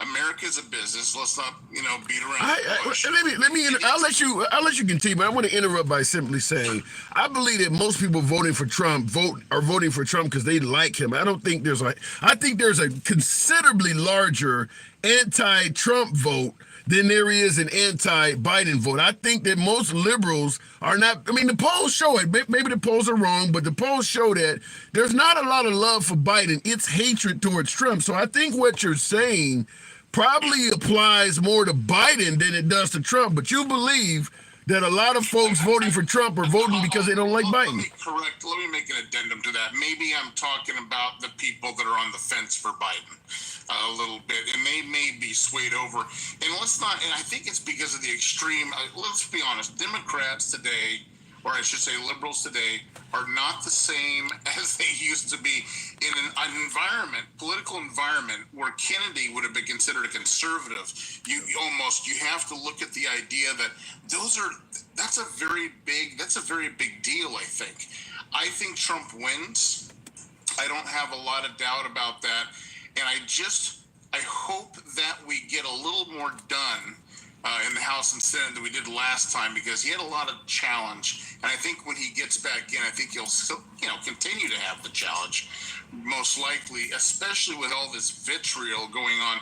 And everything he does, they just attack like crazy. Why do you think that is? Why do you think he gets so much challenge and vitriol aimed his way? I think, well, first of all, I think he offended the left-wing base, first and foremost. And because, guys, the TV and big business and all generally lean to the left when you're a public figure like he was. Okay, that's usually going towards the left. So it's kind of like a traitor move, you know what I mean? Wow. They hold him out to be this traitor, and he's not. But I just, there's something about him. He speaks directly, the way he holds himself, the way he talks. I mean, him and Biden are not that far off age-wise, and there's a huge difference. So you think most of the vitriol and negativity thrown Trump's way is because he used to be part of the liberal elite, Hollywood, and things like that, and he switched over? Yes, part of it's that, and I think the other that is also just the way he kind of talks. Let's talk about the tweeting. I wasn't a big fan because I'm not a Trump bootlicker. Like, what is that? What is a Trump bootlicker? What I mean is everything he says or does. Oh yes, absolutely right on the money. But for example, getting on Twitter and blasting people and I don't care for that so much. I understand the side does it, but I just don't. I don't think not at his level. You lead by example, yeah, and not by cutting people down or putting people. I don't think that's a good model. Okay. I just don't. That's his way. That's his way. So I accept it for what it is at the same time. Okay, so when you suggested that if he gets back in and you do believe Trump is going to win, you believe he's going to face more vitriol. You do realize all of the stuff you're saying, the tweets at the end, he's still doing that. Oh yeah, he's going to continue. I don't think he'll ever stop being Trump. That's part of kind of who he is. He's direct and straightforward. And for the first time in a long time, we had a president that spoke his mind and not based upon what his donors wanted to hear, because he didn't have any on the first go round, you know what I mean, really? Yeah. So, I mean, and that's another thing that's a real big deal, is he can't be bought. And so if you can't be used, you're useless, maybe. Yeah. But do you favor having a president or a politician that speaks their mind? I mean, Lion Ted Cruz, Nervous Nancy, Sleepy Joe Biden, Bird Brain Nikki Haley. Do you favor someone that just says what they want to say? I think, that's just it. I think it probably depends on what you're talking about. There are certain things where diplomacy has to be, you have to bring in be a little careful in the verbiage that you're using. But there are things that, bad things. We talk about the border. that we want to see change and stuff like that, then yeah, get out there and speak. But let's go with the border. You're talking about speaking your mind, and we need to do something. Yeah. When Trump says they're not sending us their best and brightest, they're sending us their rapists and murderers. I assume some of them are good people. You think you're okay with that? I think there's a good, I won't say a majority, but a good number of them, let's say, you can interpret that as as you like, that are coming here to make a better life for themselves. But I also know, and our government's partially to blame, well, mostly to blame, really, for this. When you put a big dinner plate out for everybody and say, come one, come all, and come over here, and you go into an ER and you see it filled up with, let's call them migrants. I'll try to be PC here.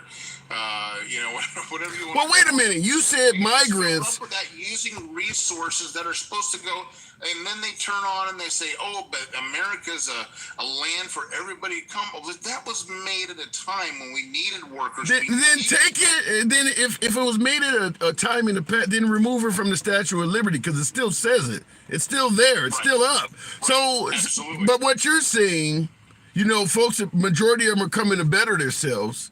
Then why is he saying vermin? Why is he saying what? He referred to them as vermin. I think this is Trump's way of speaking a lot of the times. I don't think, sometimes he reacts just on emotion, I don't think he actually sits there and processes. He just he shoots from the hip a little bit, but he also tries. So if he is speaking out of emotion and calling them vermin, how do you respond when somebody says you must really hate them? If this is how you feel when you get emotional, you call them vermin, you must really hate these folks that's coming here. And I think that's why he gets some of the blowback that he does. Yeah. Because he makes those kind of statements just for the reason that you just said. And I think he needs to be a little more diplomatic, a little careful with that. But at the same time, let's not BS ourselves. There's a lot of them that are coming here. They're coming to the land of milk and honey because they want to reap the benefits of being here and having these different freedoms. On the other hand, I know that things are really bad south of the border in certain areas. You know what I mean? I don't blame them for coming, but go through the right channels. Do it the way you're supposed to do it. And I know a lot of Mexican Americans, having grown up most of my life in California, I know a lot of Mexican Americans that did not like the migrants. Sorry, I almost said that word there, that keyword, migrants, because they busted either their parents or grandparents busted their ass in Mexico, got all this different stuff, went through all these loops and everything that they had to go through.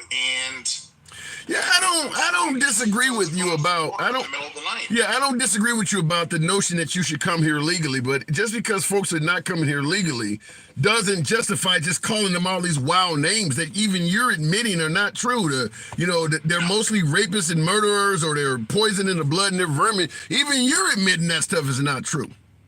Yeah, no, I don't think that's accurate. Okay. No, I think he needs to just be more diplomatic in his way on certain issues. There's some things I know he's got a lot of passion about. You're not going to be able to change his verbiage probably because it is what it is. But I think he needs just to be a little more careful about how he says certain things, especially when it's a hot button. Yeah. My guess is, I do have to move it on, but my guess is when we originally started talking, you were talking about why people didn't, show love for the guy and gave him a problem from day one.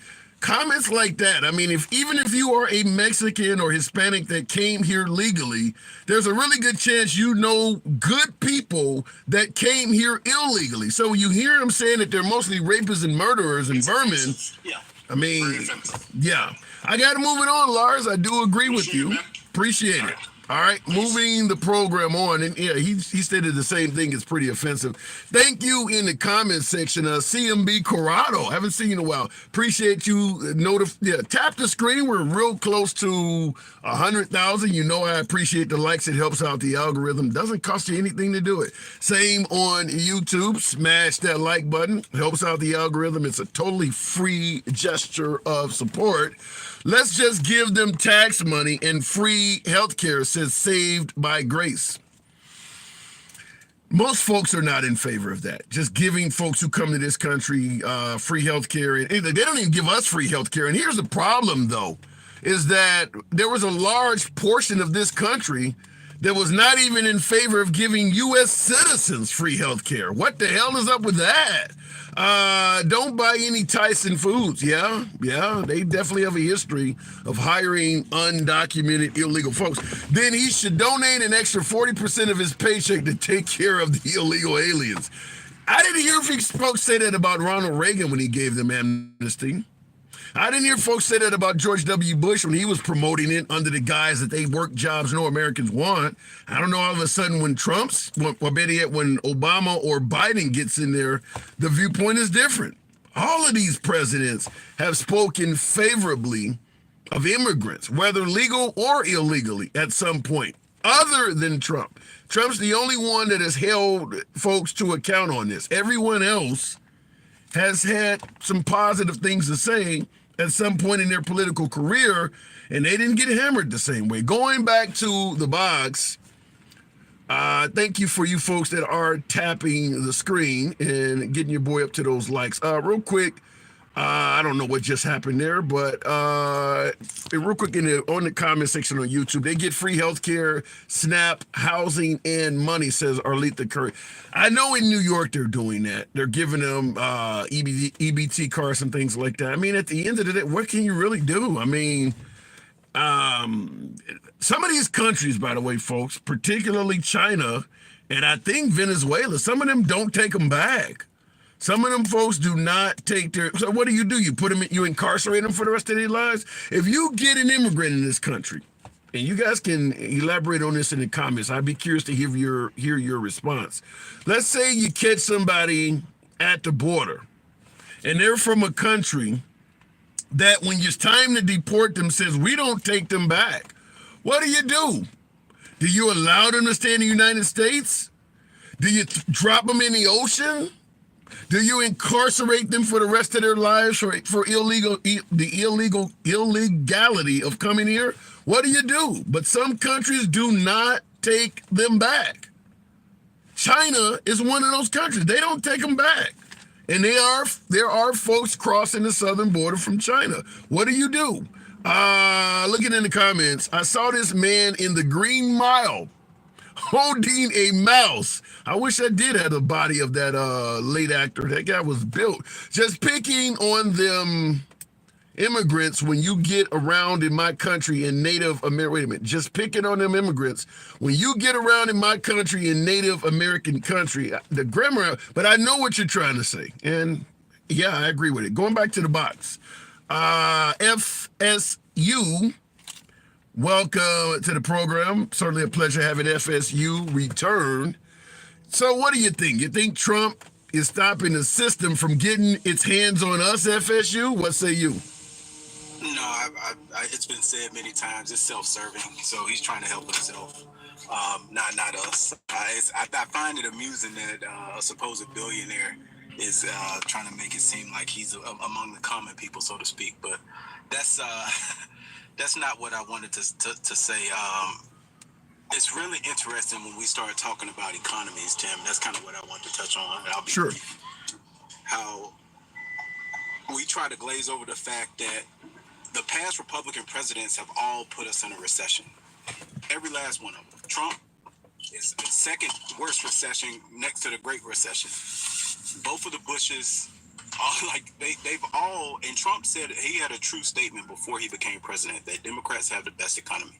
It's the truest thing I've ever heard him say. He did say that. He did say that. So yeah, why do we give him so much credit for his economy when he put us in a recession?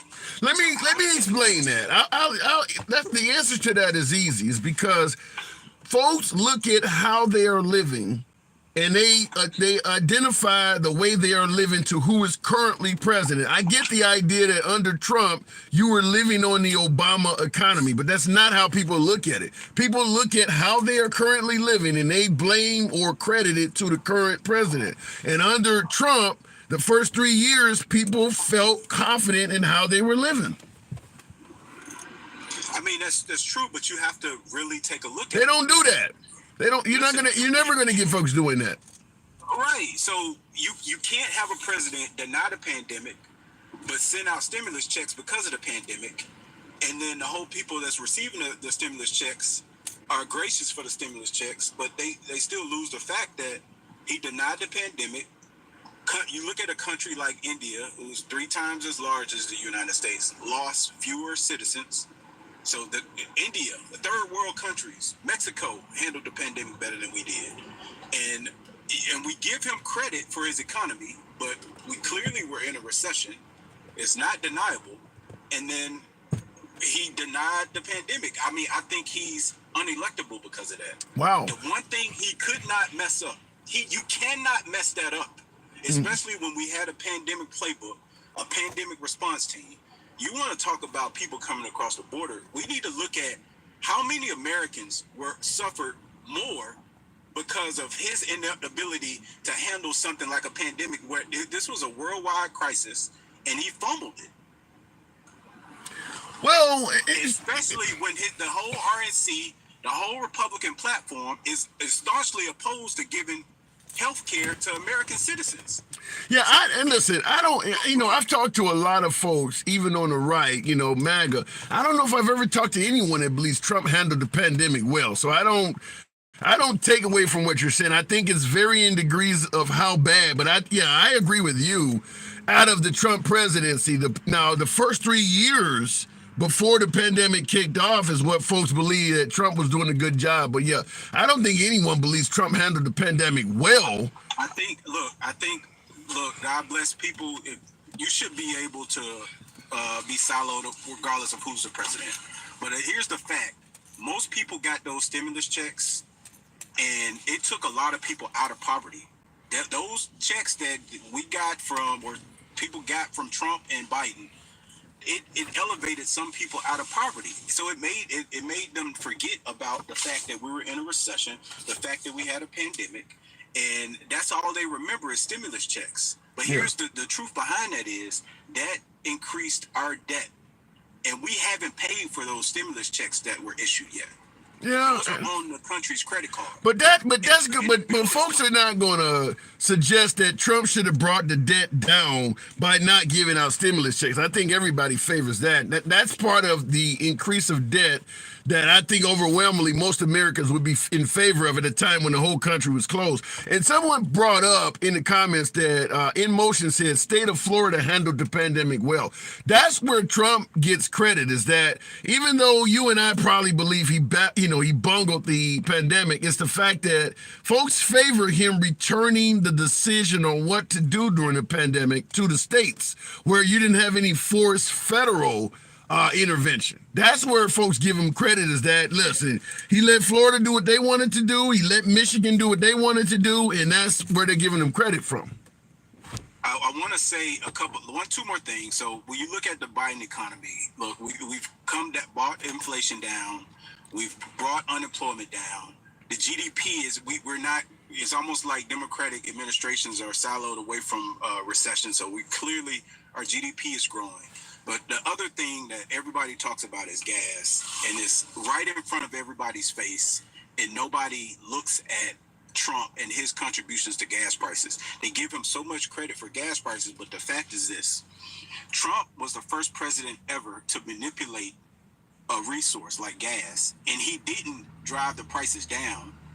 The man did that. He actually had struck a 2-year OPEC deal that drove the prices up. It was a 2-year deal that lasted after he left as president, and it 100% drove gas prices up. He 100% contributed to inflation, and Biden, it's almost like people don't understand the facts. Well, but hold on, they don't understand FSU. They don't understand the facts because Biden doesn't get out there and talk to the people like Trump does. Maybe if if Biden was talking to the people more, or Kamala or someone else, maybe they would think like that.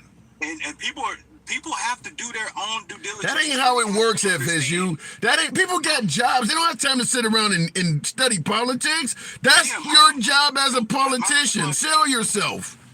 Tim, we have the internet. Like That ain't, people don't do that. Resources are at our fingertips. That ain't, listen, let me tell you something. If I'm selling the best insurance or the best vacuum cleaners as a salesman, I can't depend on the people to go on Google and find out my shit is good. You got to go to the people and tell them your product is better than everybody else's. They're not going to go research what you're talking about, even if it's true. That ain't how it works. Let me say this truth, and then I'm gonna drop Tim. I guess we disagree on that. But here's the verifiable fact. Okay. I'm gonna say that the Trump, what Trump did was he struck a deal with OPEC to cut production by 10%. It 100% drove prices up. So that we cannot. That's a verifiable fact. He touts it as one of his greatest accomplishments. It sucked for our gas prices. And what Biden did in response was him and 6 other countries start selling gas in the strategic oil reserve. That to combat that 2-year deal, and that brought prices back down to a reasonable level. You cannot deny that. These are 2 verifiable facts. If you don't like search it or verify it, then it's just willful ignorance. Exactly. You choose to be ignorant. Right, and that's what most Americans are. They don't go and look into all of that shit. That's the purpose of holding rallies. That's why Trump, whether you think he's making every damn thing up or whether you think it's true, that's why Trump supporters are down with the programs, because he talks to his people. He don't tell them to go look it up. He comes into their cities and talks to them. Biden should be doing that. We're in agreement. I think Biden gets a pass because he's running the country, and Trump is. So maybe Trump has more time to campaign and spew his false narratives. But what I'll say is those are facts. All right. And people disagree with that, then they're just ignorant, man. Fair enough. Appreciate it, FSU. Thank you for coming through. And look, me and my last caller may have a little bit of a difference of opinion. Who gives a damn? You know how we run the program. We don't block, ban, or censor anyone simply because we have a differing opinion. This is a free speech program. It's always been that way. It always will. If you enjoy civilized dialogue from all sides of the aisle, you are in the right place. I would appreciate a follow on TikTok or a subscription on YouTube. That's how it's ran. But I do vehemently believe that if you're selling something, it is your job to tell the people why they should buy your good or service. I don't think that expecting folks to go do their own research and come to the conclusion you're the best is going to get you to sell when your competition is actually talking to them. I just don't. Even if your competition is completely fabricating things and making it up, if they're talking to the people and you're depending on the folks to proactively research you, I believe you're going to lose every time. And I do believe that is one of Biden's biggest faults, is that he doesn't talk to the people. Trump, even while president, even if you think everything he said was a lie, continued to talk to his supporters the whole time. Continued doing rallies the whole time. Even when he's tweeting shit we may not like, he is tweeting. He is talking to his supporters. That is why, likely, his support remained at an all-time high. People love somebody that actually is willing to sit down and talk. Not hand them an internet, computer or something and say, go look it up. It doesn't work that way. When you were a child, let's take it all the way back. 70s and 80s growing up myself. Some of you folks maybe in the 90s. Have you ever asked your mom, your dad, maybe your aunt, what does this word mean? And they told you go look it up. Did you actually do that shit? Or would you had preferred them actually give you an answer? What does this mean? Tell me what it means. Don't tell me to go look it up. That doesn't work. People don't do that. But I appreciate my last caller suggested that if you did, maybe you'd be more educated. Perhaps. But I do believe it's your job to sell yourself. Look it in the comments. Clinton, Walston, 4 days. Let's do it. Looking in the box, better yet, I do appreciate you folks that are tapping the screen. 115,000. Wow, thank you. That's kids logic. Okay, none of yours 81. It depends on how old the mentality is in the person. I think we all want an answer when we ask for one, though. Clinton, good afternoon. Good afternoon, brother. Saw your comment, brought you up. So the system is not after Trump, it's after you and me, and he's in a way. You believe that? I thoroughly believe that because if they get one out of the way, the other's no problem. Okay. So he tweeted out today from his 808-88022 text message, Fani Willis can contribute, better yet, Fani Willis can continue to witch hunt against me, rig system against us. Do you believe Trump is trying to save you from Fani Willis? Yeah, because I mean, if they get Trump out of the way, I mean, we're no problem. What do you think? He's the only one. Just like he put America first. I mean, you know, I believe in. I'm an American. I'm Native American, and I don't. You know, I believe American first. I don't believe in these. Some people say illegals. I'm gonna say you know. I can call them newcomers, whatever. I don't believe in them. If they're going to come in here right. Newcomers. I've never heard of that. I've had a lot to say on all 4 of your day topics, but I'll just stick with what's today. Let the rest of it ride. But you know, you got people coming in New York, you know, 80 to 100 years ago. They swore in, they learned the language, they went with the laws, they done everything legally. And then you got people coming in illegally, and does nobody open their eyes and look? It's awful funny that Biden brought all of these people in from these other countries, just opened the border and let them walk right in like they owned a place, handed them cards, money, everything else. And people's talking about stimulus checks being thrown to the debt. We're taxpayers. That's our money. Yeah. So do you believe, like Trump would say, that they're mostly rapists and murderers? No, I don't think they all are. I mean, I work with some Hispanics, and I've got one or two that's, you know, I wouldn't pull out a ditch if they was stuck. And there's some of them I'd give a key to my house. So why do you think he's saying that? That they're not sending us their best and brightest. They're sending us their rapists and murderers. I assume some of them are good people. Why is he saying that? It's a voting year, just like any politician. Okay, but how do you respond to someone who may hear that and suggest that what you're saying shows you hate these people? Well, I mean, you know, good Lord teaches you not to hate anybody. Really, I mean, how could you hate somebody you don't know? I mean, so what does the good Lord say about calling somebody a rapist or murderer that you don't know? It's just like false advertising to me, but still, I mean, you know, I was born in 1975. I remember from Jimmy Carter up. Okay. And wait. You were born in 1975, and you remember Jimmy Carter was in office from 76 to 79. You remember the president when you were 1 to 4 years old? I surely do. Wow. My grandfather watched the news all the time, and I remember it was on the news. That's amazing. No, I mean, you know. That's amazing. So what about the term vermin? You see them as vermin? These are terms that Trump are using. No, I mean, I don't see them as vermin. I don't know why he would use that, but I mean, I know the term was slung. This, like I said, it's election year. Every politician is going to say what you want to hear to grab your vote. And after they get your vote, and I'm not saying that it is or it ain't. Some of them hold to their campaign promises. Some of them don't. So then, you know, but go ahead.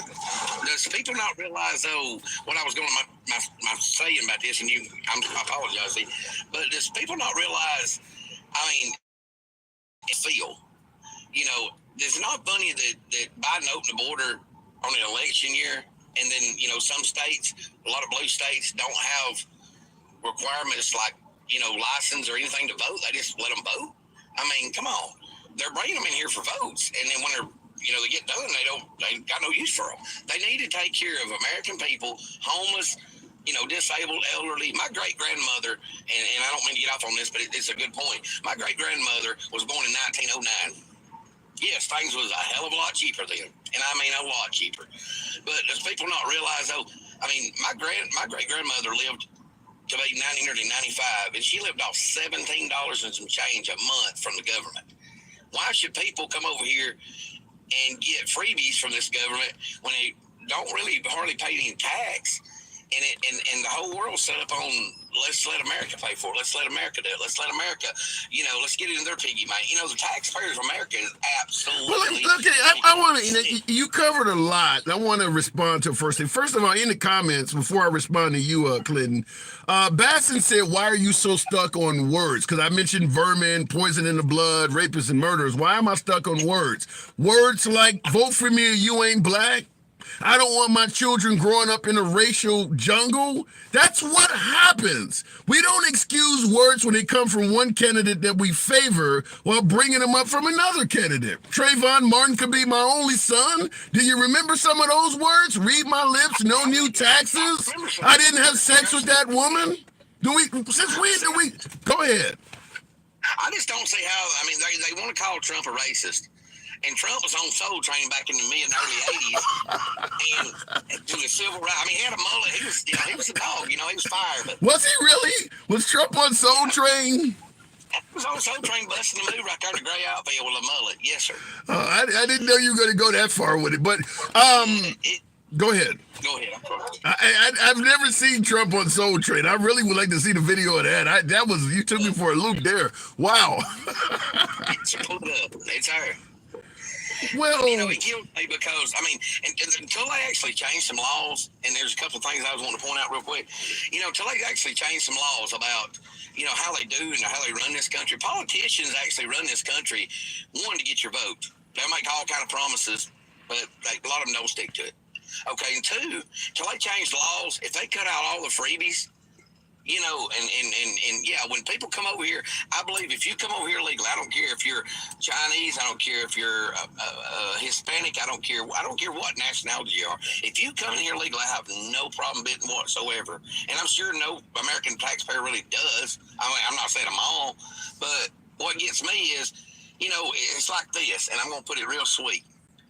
If a dog and a dog has a litter, what is it? They have puppies, correct? Yeah. And I'm going to use the L word because I don't remember what word y'all use. So if two illegals come across and they have, it should be illegal until they change them laws and quit giving over all the American people's freebies away. This ain't never going to Clinton, here's the problem. You mentioned earlier about taking care of our own first, and you mentioned homelessness and things like that. Now, we just had this huge immigration issue, blow up under President Biden. We just had this huge Ukraine-Russian war blow up under Biden. What I want to ask you is this. If it's so much about taking care of our own and our homeless, where are all of the politicians that are bragging about how much they used to take care of our own and the homeless before the Ukrainian war or the influx of immigrants under Biden happened? Where are all of the folks that were getting assistance before that happened, during the Trump administration? Where are all of the homeless people who actually had a place to stay because Trump and Trump supporters were looking out for them, but now because of the Ukraine war, they can't? I don't see where people were getting help. I'm not saying it was getting help, but you have to admit, I've heard you say it at least 100 times this, month on your thing, that on your podcast, that look, the economy was better under Trump. That don't mean nothing for the homeless. That ain't doing nothing. Here's the point I'm trying to make. If you don't believe immigrants should get our tax money, or you don't believe we should be helping out the Ukraine, my point is this. Just say that. Quit making up stories about how you want to help out Americans, because at the end of the day, we don't want to do that in America, or we would have been doing it already. Yeah, people not realize, it's awful funny that Ukraine and Russia got into it. And I'm just saying that Joe Biden's son was employed by Ukraine, that company from Ukraine, and Joe Biden had his hand in that Ukraine. Does that not just seem like a little too familiar? Look, you have an investigation, you see what comes out of it, but I get moving on, Clinton, though, but that's the point I'm making is if folks don't want to help out the Ukraine, or if you don't want to, be taking care of immigrants coming over here, just stick with that. Making up all these stories about how you want to do for the poor when you're against universal health care, you're against college tuition nobody is trying to help out the poor. Quit lying about that. Yeah, but I just wish they would just quit giving everybody, all these freebies and all. And if you're American, hey, if you come in here legally, fine, you're entitled to that. But when you come over and you get a $3,500, $4,000, $7,000 debit card in your hand, and then we got stimulus check, yeah, but we pay taxes. You said earlier, you're breaking up. Yeah, I gotta drop them. All right, Clinton, your signal got to be pretty dilapidated toward the end, but certainly appreciate you coming on. But yeah, that's the point I've been making over the last few days is that, listen, if you're not a fan of our tax money going to help the Ukraine in the form of weapons and armaments, or you don't like what you're seeing at the border, these folks coming here and getting EBT cards and assistance, just say that. Just tell the truth. All of this crap about, we could be doing something for Americans if we were, nobody's going to support that shit. Just a few years ago, all of the stuff that folks are saying we could be doing with the money was being referred to as socialism. So quit saying you're going to help. Notice how there's no politician that is against helping out the Ukraine or is against helping immigrants is actually bragging about the policies they would do for Americans, because there are none, folks. There are none. The minute that war is over, the minute the border is controlled, you're going to go right back to hearing pull yourself up by your bootstraps. There is no light at the end of the tunnel, no pot of gold at the end of the rainbow. All of that is a farce. So if you're sitting at home struggling, and your mindset is that once they get this shit under control, they'll look out for us, you've been sold what they refer to as a wolf ticket. That is not going to happen. They're going to go right back to telling you to pull yourself up by your bootstraps. That is the way we've always done things in America. There is no help coming for you, period. Whether we take care of the Ukraine or not, there is no assistance coming for you. American born or not, period. You're going to get treated just like a damn illegal immigrant. No free shit, regardless of where your birth certificate is. Looking in the comments. Appreciate those who are tapping the screen. What are you saying, says Christina. I think it's pretty damn clear. We don't want to do any more for you than we would do for an illegal immigrant. We want you to earn your own way as well. No freebies to any immigrant, no freebies to any American. So don't listen or fall for what they refer to as the okie doke, that if somehow we stop helping out the Ukraine or stop assisting illegal immigrants, they're going to somehow give it to you. Nothing's coming to you. Otherwise, you'd have a hell of a lot of Americans complaining about what they used to get before these problems happened. Where are the Americans that are saying, I wasn't homeless until all these money started going to the Ukraine.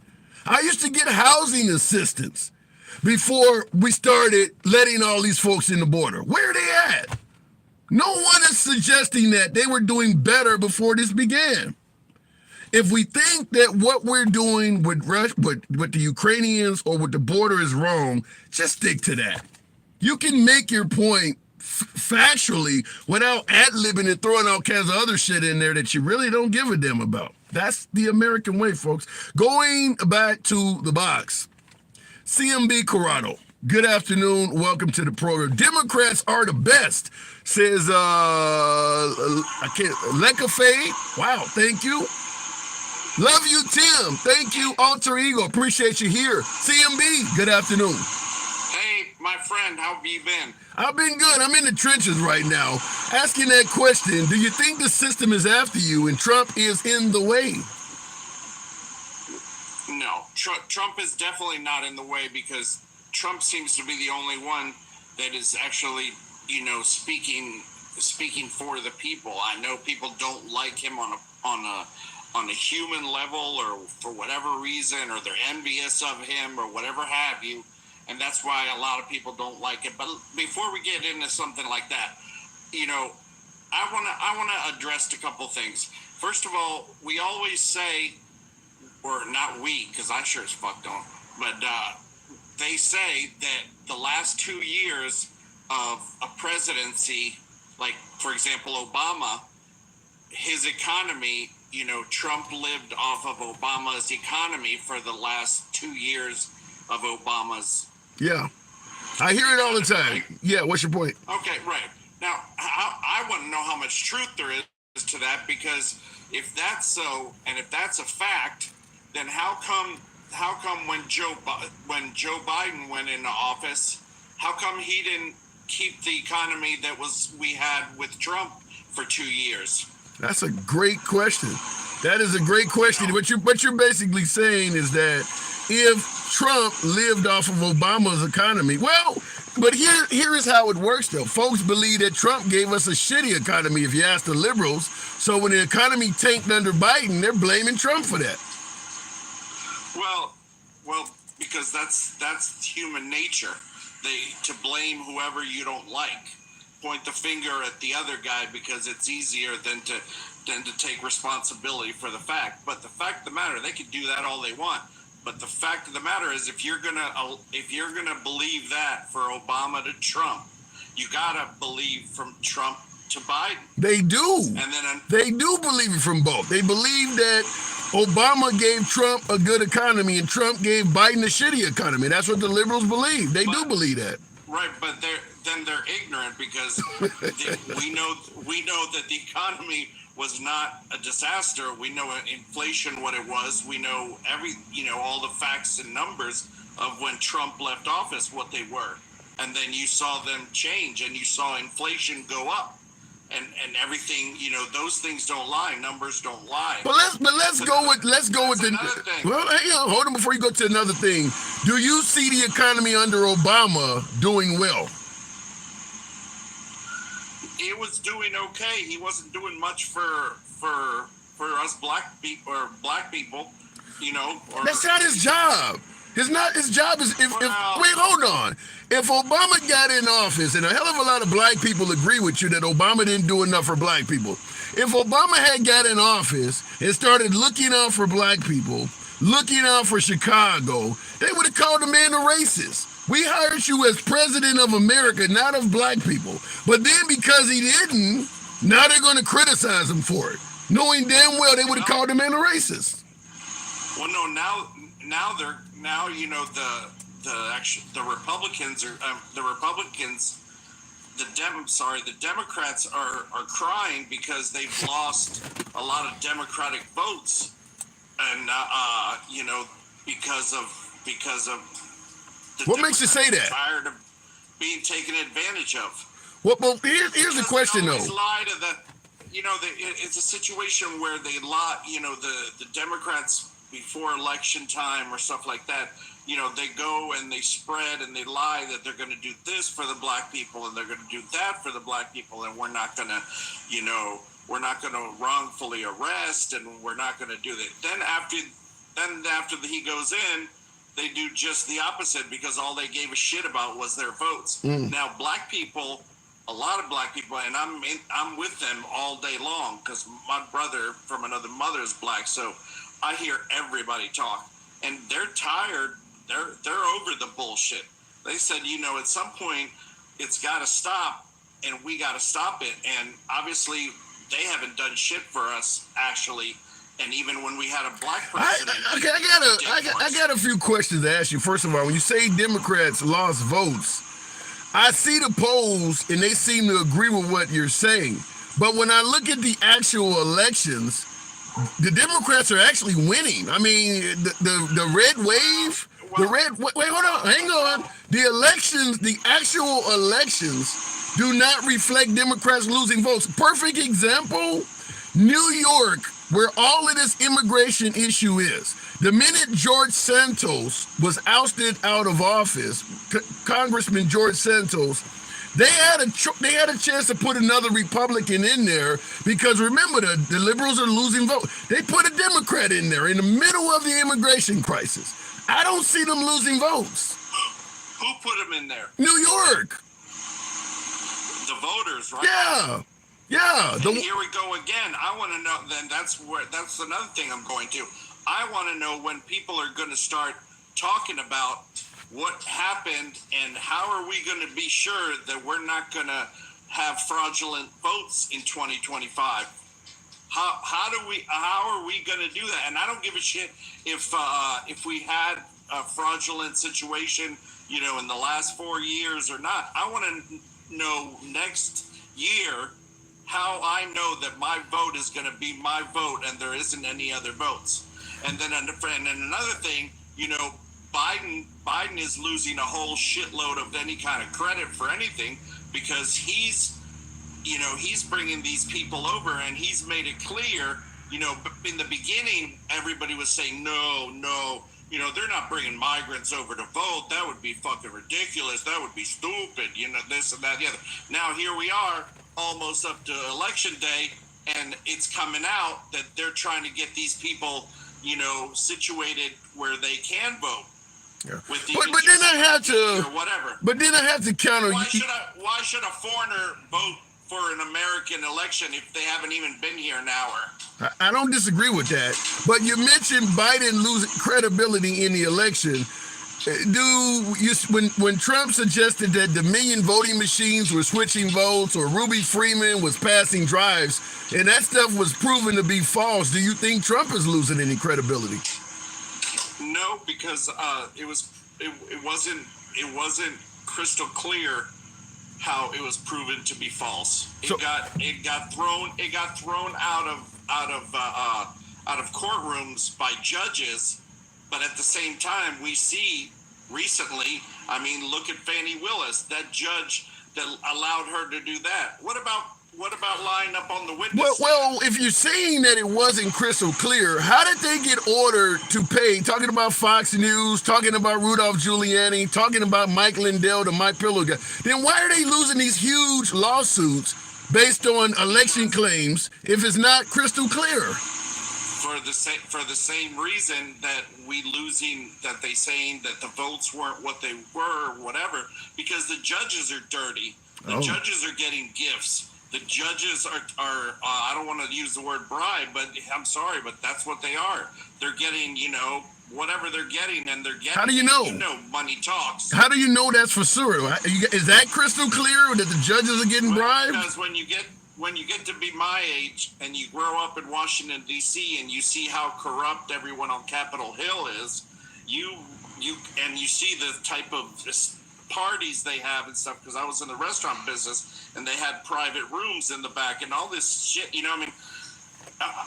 listen, if I would have kept video from my restaurants from back in the 80s, it wouldn't have been funny. But I don't disagree with you that there can be corruption, but is all the corruption on the Democratic side? Are any judges getting bribed like Clarence Thomas or anybody in favor of the Republican Party?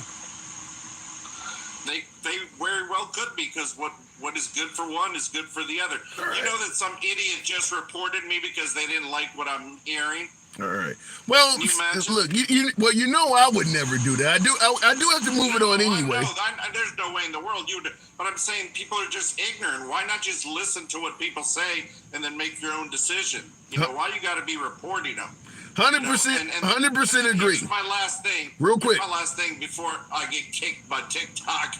The economy, okay? The economy, the inflation went up, skyrocketed. People need to be at least true to themselves and admit that it had gone up.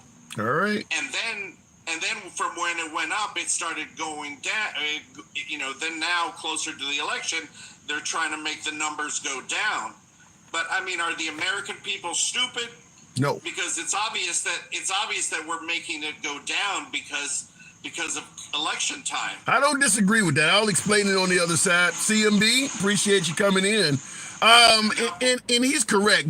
Come election time, he's correct. People try to do things to get your vote. But at the end of the day, if you're going to try to make the economy more favorable to me come election time, at the end of the day, you're doing it. I'm going to give you credit for that. I bring up Abraham Lincoln all the time, who suggested that, there's a quote where he stated, if I could end the Civil War by freeing every black man, I would do it. If I could end the Civil War without freeing any black man, I would do it. Meaning that it ain't really about slavery to me. I just want the war to end. Fact is, I don't care why you did something for me. if you do something for me, I'm going to give you credit and favor you for doing it, even if your reasoning might have been harmful to somebody else. I'm just glad you helped me out. So if he's lowering the economy because the election is coming, at the end of the day, you're lowering my economy. I'm going to give you credit for that. Looking in the comments, because college grads are too emotionally, intellectually immature to handle differing opinions. College grads. so you sound like Trump with the I love the uneducated voters because college, that's for Kathy. Kathy said because college grads are too emotionally, intellectually immature to handle differing opinions now.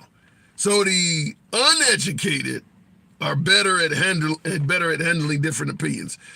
Wow. Okay, I see in the comments, Richwood Adventure says scared of a degree. Yikes. Big Papa on YouTube says blacks will never vote for Republicans. That ain't always true. You're never going to get 50% of the black vote. But there are plenty of blacks that support the Republican Party and President Trump. My guess is this coming election, Trump will probably get between 10 to low 20s if he's lucky, percentage of the black vote. 10 to 20 some odd percent. Now, keep in mind, you don't need the black vote to win the presidency. You don't. We're a very small segment of the population. I think blacks represent 13, 14% of the 15% of the population or something like that. You can win with a strong enough white vote and some Hispanics. You don't need a majority of the black vote to win. I think Bush, Reagan, and all of them have proved that. So, but yeah, I look at, here's what I say about Trump and the black vote. There is no shortage of blacks all over social media saying that they're MAGA, wearing a hat, supporting Trump. There's a lot of black people on social media. The difference is, though, it's dudes. It is overwhelmingly men. Seeing a black woman running the page saying she supports is extremely rare. Not to say it doesn't happen, but you'll see multiples of men compared to women. It is literally multiples. There's not a lot of black women supporting Trump. So let's say 50% of black men supported Trump. I know the number's going to be nowhere near that high, but let's say even if 50% of black men supported Trump, that would only represent probably about 25% of the black vote because it's going to give virtually nothing on the women's side. I doubt if 5% of black women support Trump.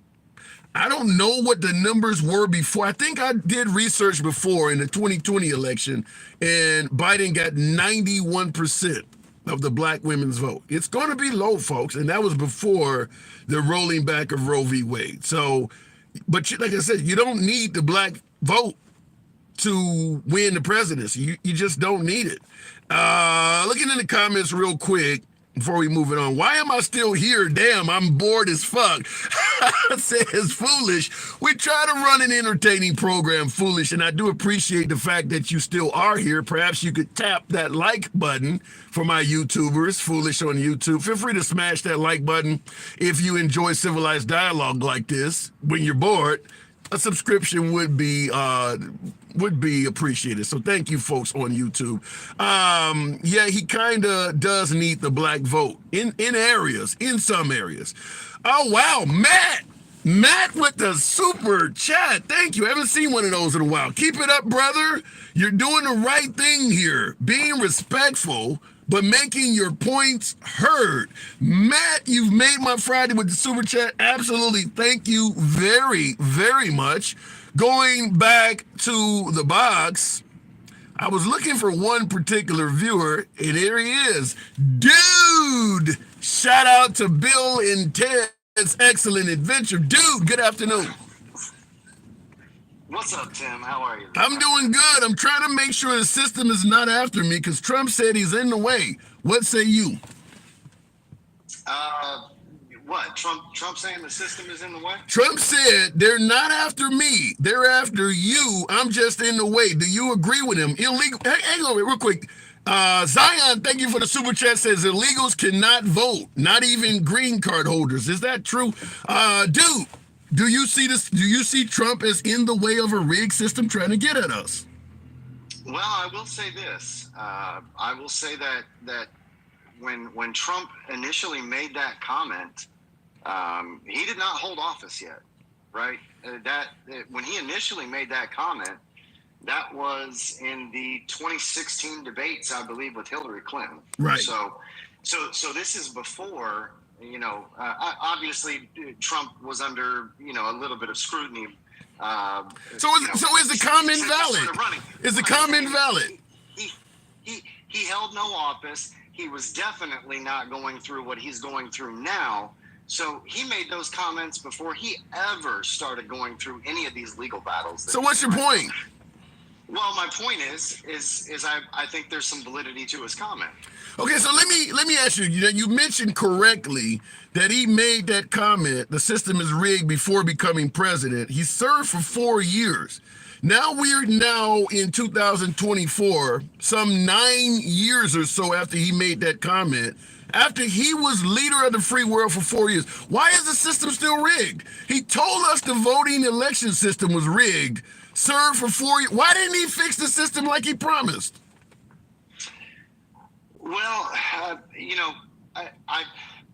I'll say straight out, I don't know, and I also don't know that most presidents are able, including Biden. Then why is he promising it?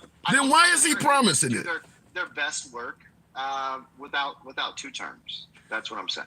But you're not guaranteed 2 terms. Why come in promising to do something, and then at the end of the day, Trump served 4 years, and he makes it sound like the system is just as rigged as it was before he took office? Well, you're correct. They aren't guaranteed 2 terms, but I think the modus operandi for any politician is. Did he drop the ball? Did he drop the ball, dude? When he said he was going to, drain the swamp, yes or no? Is it promises made, promises kept, or did he drop the ball and drain the swamp? I believe he overspoke for sure for the amount of time that only the amount of time that he was guaranteed. So did he drop the ball or did he not? Again, Tim, I'm telling you, yes. He overspoke, Okay. and that would say that yes, he dropped the ball. Okay, so when he's promising that if he gets reelected, he's going to do the same thing again, I have to ask the question: is it worth giving him a shot, knowing that he dropped the ball the first time he tried?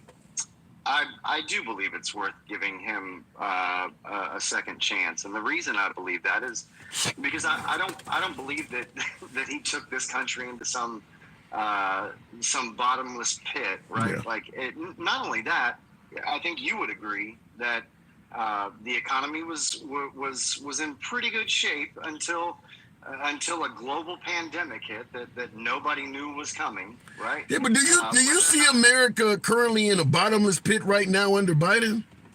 I don't, and actually, I see some good things happening right now, and I'm a Trump supporter, right?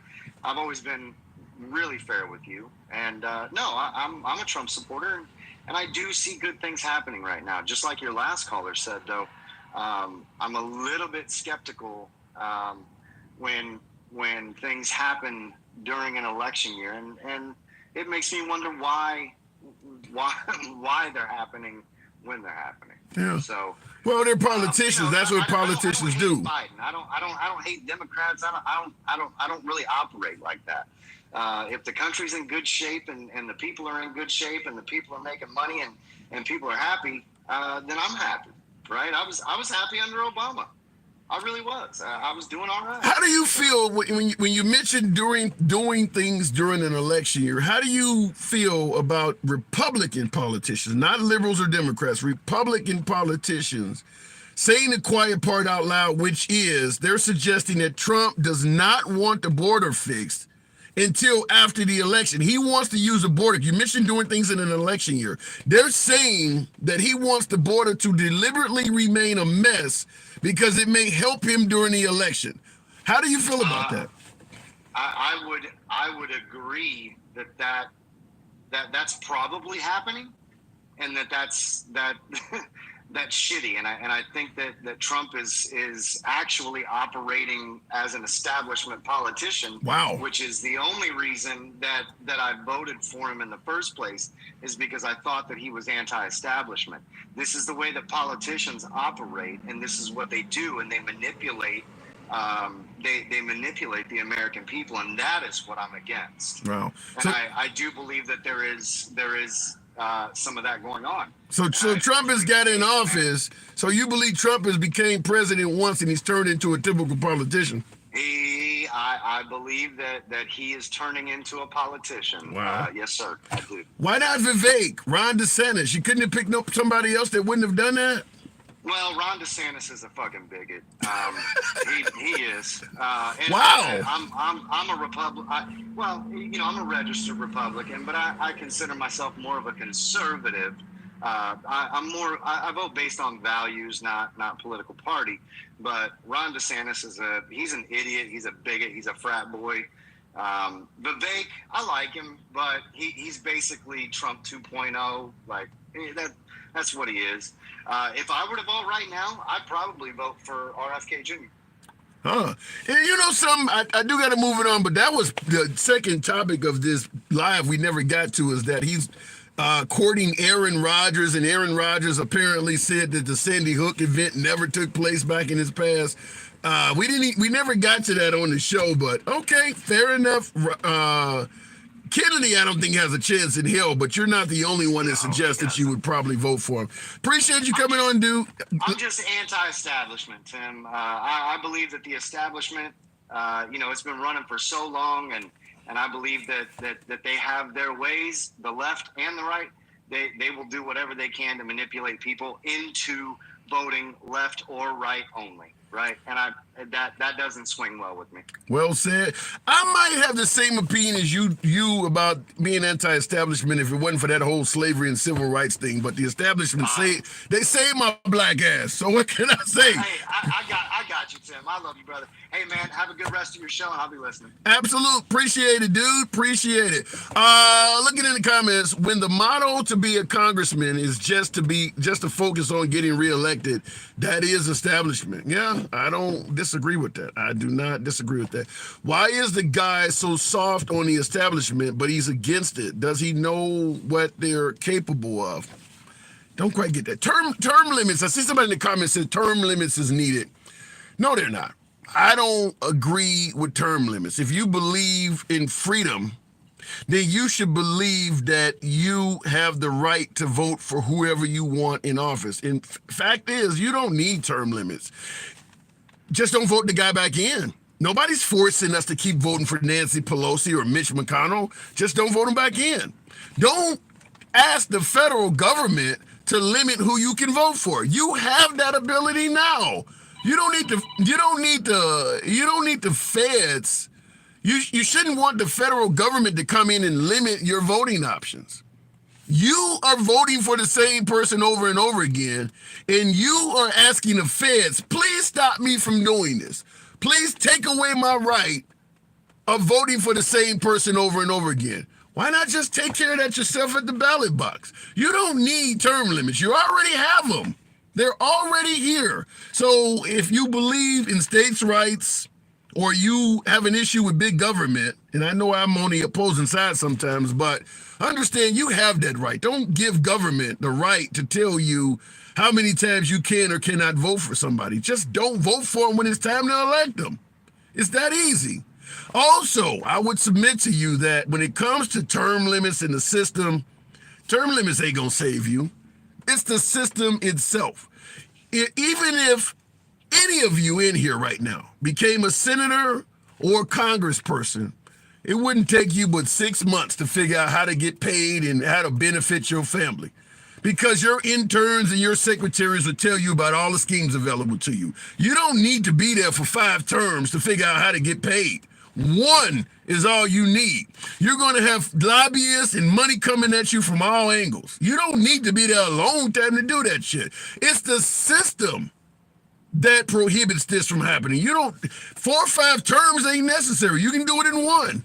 You can actually do it in one. It kind of reminds me of some of you may have seen the movie Distinguished Gentleman with Eddie Murphy, where he was a con man and he ran for Congress because he had the same last name as a congressman that had just passed away. And he ran under the assumption people were just going to vote for the name because they recognized it. And he won. And at the end of the movie, he said, you know, before I became a congressman, I was a con man. Once I became a congressman, all this shit is legal. People were just flooding it with money. Vote for this, vote for that, vote against that. Here's some money. You don't need but one term. You don't need to do it to the point where you need term limits. All you need to do is one day. Somebody got in there, George Santos. Yeah, George Santos. Yeah, that was really bad. Agree, handsome liberal, we have term limits. It's called voting. Thank you, Nancy. Nevertheless, folks, appreciate you with 142,000 likes. That is way up there. Thank you. Thank you. Thank you. You could be anywhere. It's always a pleasure having you here with me. You know it's an uncensored program. Certainly appreciate you folks here on the Friday. I am going to be running a Saturday broadcast. I want to talk to you guys a little bit more about Fani Willis. Let you smack me around a little bit more. It's always a pleasure, though. It's your boy, Tim, the handsome liberal. We're here Monday through Friday, 1 p.m. Central. See you later. YouTubers, definitely thank you. And thank you for the new sub, Linda, I can't see the rest of that, but thank you, Linda, for the sub. And for you folks who do like this type of dialogue, smash that like button. A sub would certainly be appreciated. Like Linda, thank you. Hunter Biden is my GOAT. Yikes. Zelensky is a grifter? Seriously? America's intelligence told Zelensky there was an assassination plot against him, offered him a place to lay low. He could stay in, any NATO country, hide out, because Putin was trying to assassinate him. The man opted to stay on the battlefield with his troops. That's not a grifter. Zelensky is not a grifter. Call him what you want, he's not a grifter. Anyhow, appreciate it. Happy Friday. Have a good weekend. It's your boy Tim, the handsome liberal. I gotta go.